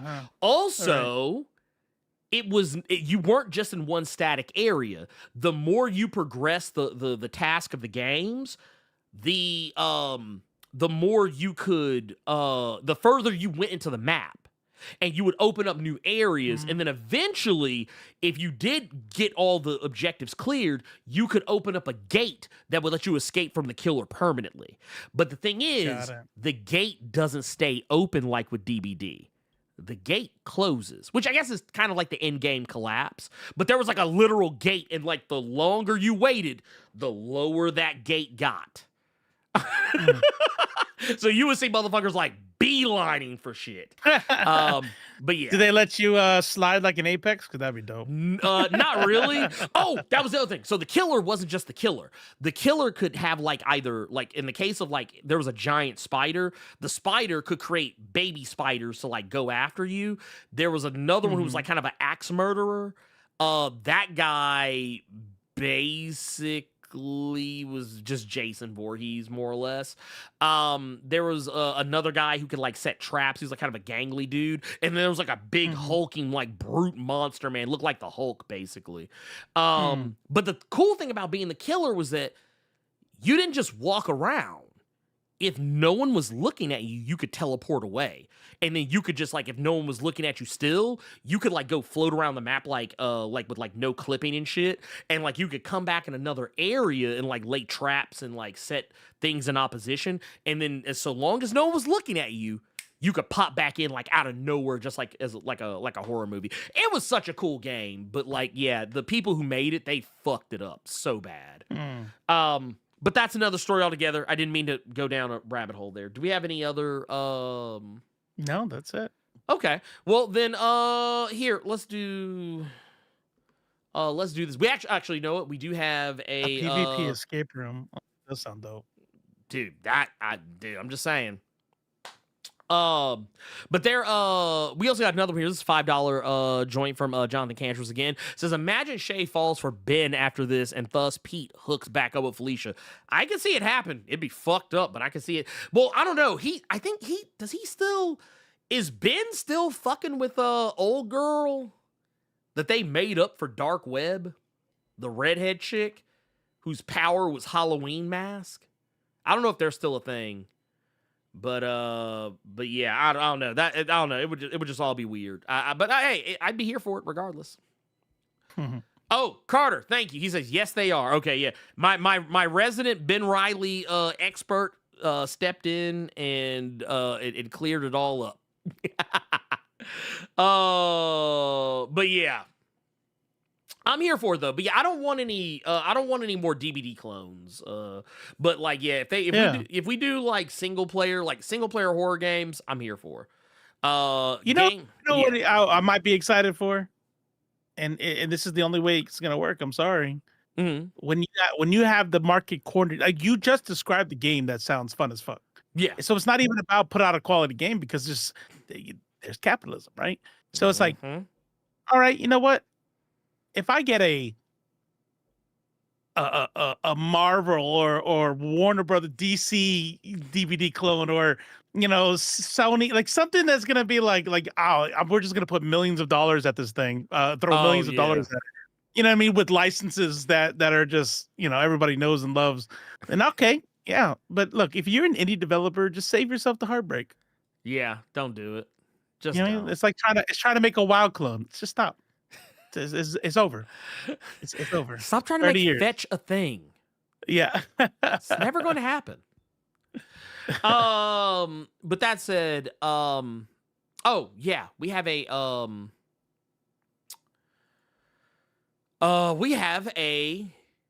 indie game recommendation. Let's go ahead and kick this bad boy off, and then we'll probably close out from there. Where did it go? Here we go. What's up? It's your boy, the Elite X1, and it's time for another indie game recommendation. Lost Castle 2 by Hunter Studio drops you into a chaotic dungeon crawler that strives on fast-paced action and unpredictable roguelike twists. At its core, this is about smashing through waves of monsters, grabbing whatever loot you can, and seeing just how far you can push your luck before this fantasy world chews you up. I like to call it Slay the Spire as a beat-em-up. Combat is where Lost Castle 2 really shines. Every weapon feels distinct. Swords swinging in arcs, axe hitting with raw power, spears lunging with reach. It's not just button mashing. You're reading enemy patterns, dodging at the right moment, and chaining attacks that feel weighty and satisfying. Enemies come in varied forms, and they're not just dumb AI walking blindly into your attacks. They swarm, flank, and keep you on your toes, which makes every stage feel like its own test. The roguelike design keeps things fresh and unpredictable. Each run hands you a different mix of loot, skills, and modifiers, and those combinations can completely reshape how you play. One attempt, you might be stacked with fire magic. Next, you're a poison-spreading assassin slicing through enemies. That randomness is what makes failures hurt less, as you're always curious about the next run and what it's going to offer up. Co-op is where the chaos really ramps up. With up to 4 players, the game becomes a hilarious mix of strategy and disaster. Allies can save you in a clutch moment, or accidentally ruin your plan by setting half the room on fire. The synergy between different abilities make teamwork feel both rewarding and unpredictable. At the end of the day, Lost Castle 2 is pure roguelike mayhem. It's about taking risks, adapting to the hand you're dealt, and laughing at the chaos, especially if you're playing with friends. Whether you survive 5 rooms or 50, it's the kind of game that makes every defeat part of the fun. The art style leads the colorful, cartoonish character design, softening the challenge with a sense of humor very reminiscent to Castle Crashers. It all combines. I was actually thinking about that experience. It's hard to put down once you get started. Castle Lost Crashers. Castle at only $15 is an indie gem worth discovering for yourself. Available now on Steam. You know what's funny? Was that? You know how I always say like I don't really fuck with roguelikes and shit like that. Mm-hmm. But then on my phone, I'm addicted to like zombie.io. Like those ones where you're leveling up and you're like trying to get out of the swarm and running around and shit. I'm like, but now I'm watching this game and I'm like, hey, it's like, man, I kind of want to fuck with that. Yeah, I could steal my son's Steam Deck, put that shit on. I was about to say, I just added it to my wish list. I might mess with it. I got so much to play right now between Hollow Knight, Silksong, and Unicorn Overlord. I don't really need much else to do, but I did load up this bad boy with some extra shit just in case. But But yeah, it looks good. Like, I like it. It looks like a fun game. I mean, shit. I was actually seriously debating. Actually, wait, let's see here. How much is and this is a sequel. Which one? So Lost yeah. Castle 2? Yeah, I'm looking at Lost Castle 2, so that is $15. Oh yeah, that ain't shit. Mm-mm. Yeah, that ain't shit. That might Yeah. that might fuck around and get got. That might well, right now they got like like 2 they got the play test, and then they the first one it says buy Lost Castle $14.99. Oh, you know what, the one I was looking at, join... it was asking me like to request access. That's what it was asking me. But you can get like No, yeah, I see that too. That's weird. I don't know what the difference is. Yeah, I'm not really sure. Maybe pre-order. Then. Probably. That's probably what it is. Yeah. Apparently you can buy both for like $25. So I might do that. That might be I always do that. I always never do that. play the other. But I never played the first one. Like, why did I do that? What was that? Did you ever get to check out that one game that No Rest for the Wicked? Did you ever get to check that out? Not yet. I'm gonna. Okay. I just put it on here, so like I'm probably gonna mess with that while I'm away too. But but yeah, I don't know. We'll see. We'll see. I've actually thanks to the efforts of Robo, I've gotten to play more games. And I've also gotten to draw more. So I mean, life is good. Life is good. And while it could definitely be better, I'm good with what I got. I have not played Metal Gear Delta yet. I've not played that yet. I'm scared to play it. I think Cypher. I talked to Cypher yesterday, who may or may not have been here earlier. He may or may not. That's his shit. Yeah. That is his shit for sure. Yeah, he played it. We were playing Hunt Showdown the other day, and he was talking to me about it. Mm-hmm. So I assume that he enjoyed it. I mean, if there's anything he likes more than Nintendo, God, yeah, it's Metal Gear. Dude, 100%. Yeah, fucking 100%. So yeah, we'll see though. Have I read the latest issue of Radiant Black? No, I have not. It's on my stack of things to read. I'll probably read it while I'm on vacation.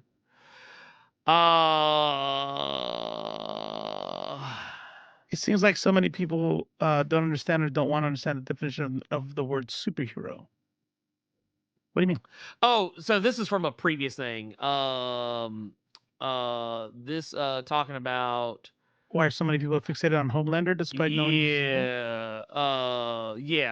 Why? Yeah. Which, to be fair, people fixate on Homelander because he's the evil Superman trope, but also because, well, yes, he is the bad guy. Lots of people, kind of like what we were talking about earlier, people lack media literacy, so they're not able to see him as the bad guy. Like, they're not able to see him as the hero people want him to be in the universe that he exists in versus how we see him. And I think that's also kind of the thing too. When we have to remember the terms and conditions of the world that we are viewing.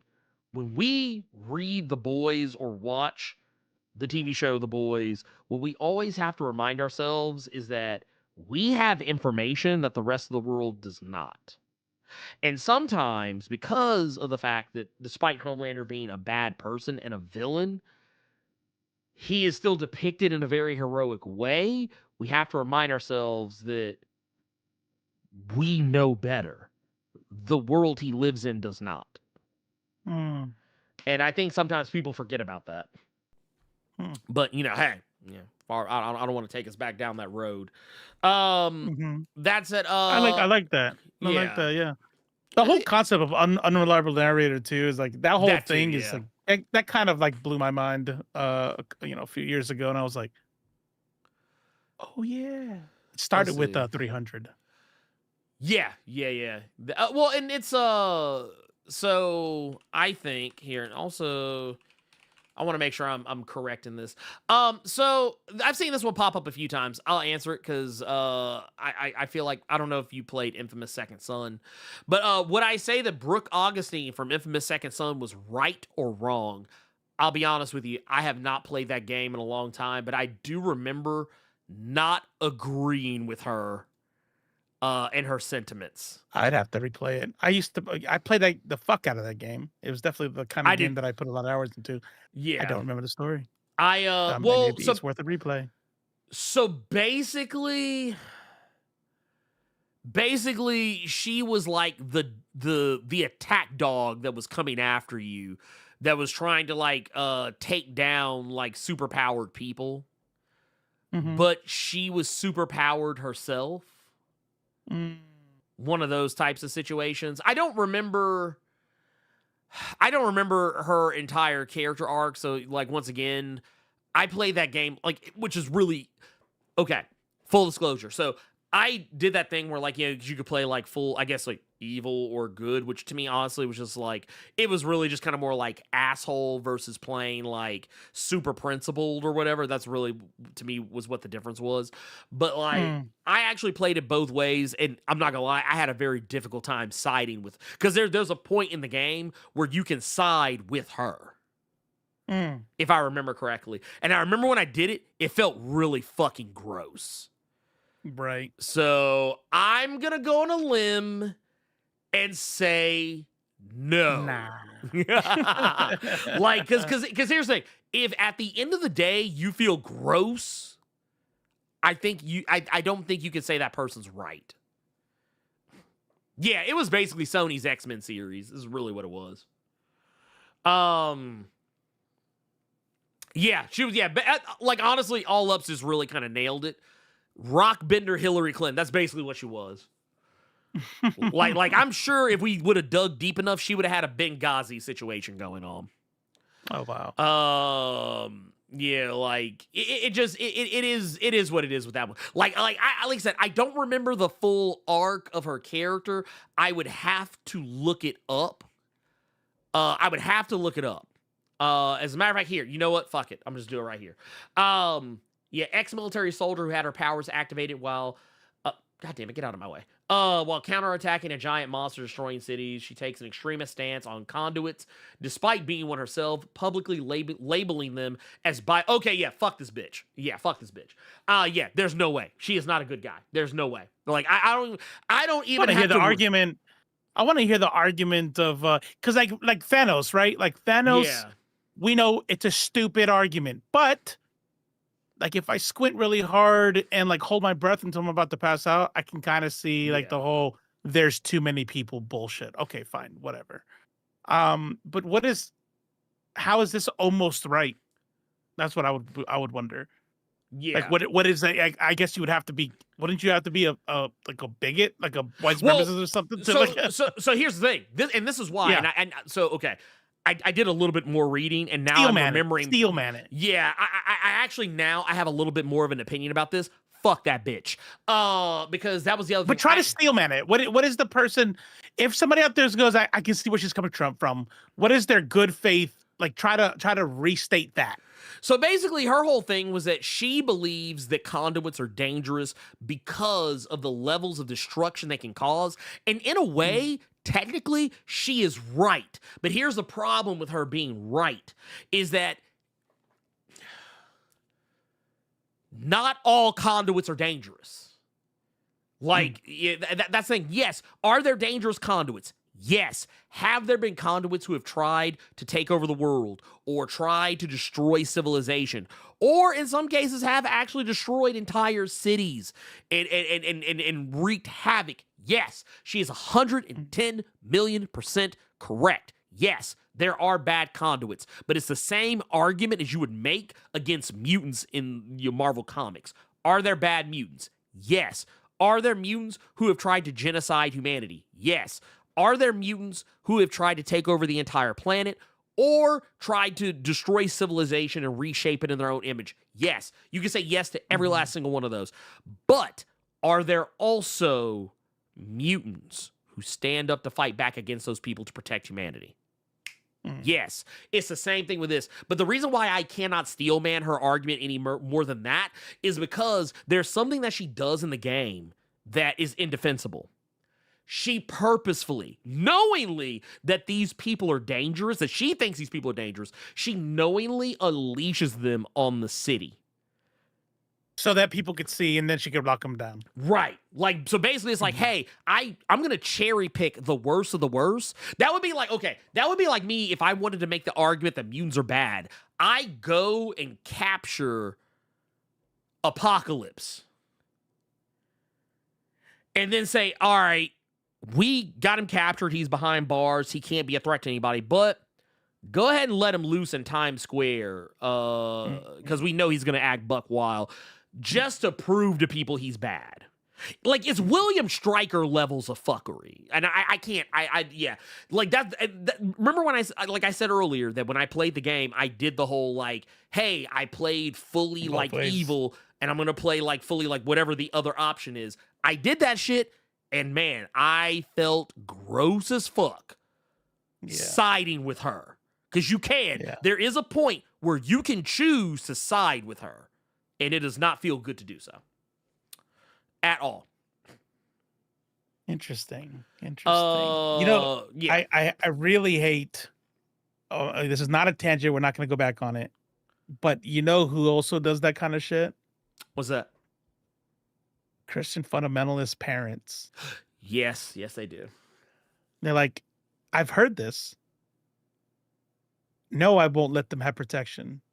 Because in their mind, if their kid gets HIV and dies from AIDS, that will bring them closer to God. They will repent, and they will die with their soul saved, intact. Like, yeah, some shit. That's some of the. Oh my god, that's why I can't stand Christian fundamentalists.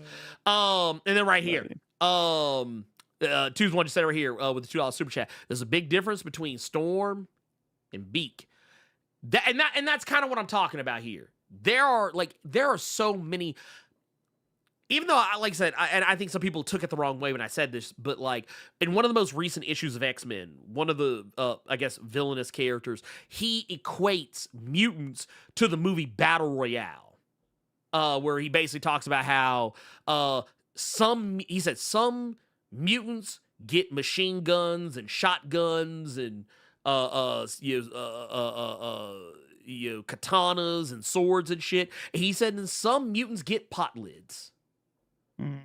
He said, he said at the end of the day, nobody asked. You didn't ask for it, but it happened to you anyway. Like, that sort of thing. Like, it was one of those things where, like, I kind of understood, like, even though he was kind of, like, making a bullshit argument to try and justify why he feels the way he feels, it's like, I kind of get where he's coming from in that sense. It's a little bit easier to kind of get jiggy with what he's talking about from the stance of someone who doesn't really know any better. But in the case of, like, in the case of this,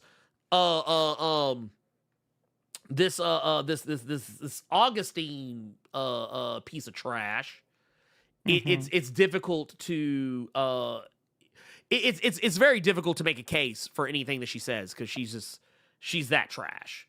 But with that said, Robo, do you have anything that you are going to be that you want to announce while we were getting ready to head out? No, but I forgot who it was already, but they gave a good idea. Next week, Ernie won't be here. No. But I will. And Nerds of Culture is still a go. And somebody asked, is Cypher going to guest spot? Oh. And I'm like, good idea. I just asked him. We don't know. We'll see what he says. We'll see. That is a great idea. It's a great idea. You know what? Yeah. I get jiggy with it. With it. The only reason why he's not back is we've determined 3 is just we can't do 3. Yeah. So if it's not me, maybe it's him. Yeah. But yeah, he's yeah. It's well, and like Cypher's also like stupid busy now too. So yeah. But all that aside, yeah. Oh, I will also say, quick announcement. We will not be doing the Blerd Cave these next couple of Saturdays because well, I'm not going to go into it here. We'll talk about it when I come back. But let's just say that it would have been way more work for Carter than what he probably would have wanted to do. And the circumstances surrounding it were not fair to him because of something that was going on with that. So we just decided, he and I both agreed, it'd just be better we wait till I come back. So Do not look for the Blerd Cave this Saturday or the next Saturday. We will be back. Blerd Cave will be back on the 27th. And of course, I will be back for Nerds of Culture on the 25th. That's all I got. But if you care yes about Ernie's ability to put food on the table, oh yeah, that too. You could just show up to Nerds of Culture and whatever you Yeah. usually give on Saturday. Don't worry about that. It's a little bit more to me too. Whatever. We're trying to make sure Cersei eats. There you go. Okay. Look, Yeah. Cersei has discovered that they really like stray kids. So the more we can put food in her belly and stray kids merch on her back, the better off we are. So it's a Stray K-pop kids. No, Stray Kids. It's a K-pop group. Stray. I'm like, yeah, oh, Stray Kids. Okay. It's a K-pop boy band they fell really deeply in love with. That has become awesome. Stray Kids has become their entire obsession. So there you go. Yeah. Oh, I think I don't think anybody is, but in the off chance anybody in the chat is a DSA member.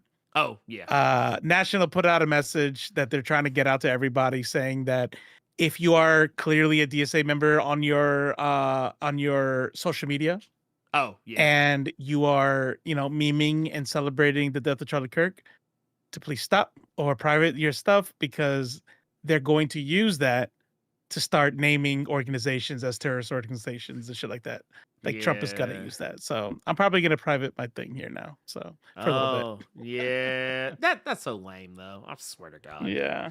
Yeah. Oh my God, I can't do anything anymore. That's Trump. Ugh. That's Trump. We knew that was gonna happen too. Like he's gonna use that either to further this whole taking over martial law bullshit, martial law without calling it martial law. Yeah. Or this, making, criminalizing and calling organizations terrorists because we laughed at somebody getting shot in the neck. So swear to God. On that note though, thank you all so much for the love. Like I said, enjoy the videos that are going to be coming out. There's going to be videos scheduled to drop while I'm gone. And yeah, man, just be good and kind to each other. Show up for Robo when he goes live next Thursday. And you know what? And while we're not here, you know what you could do? Here's something you can really do that'd be really cool.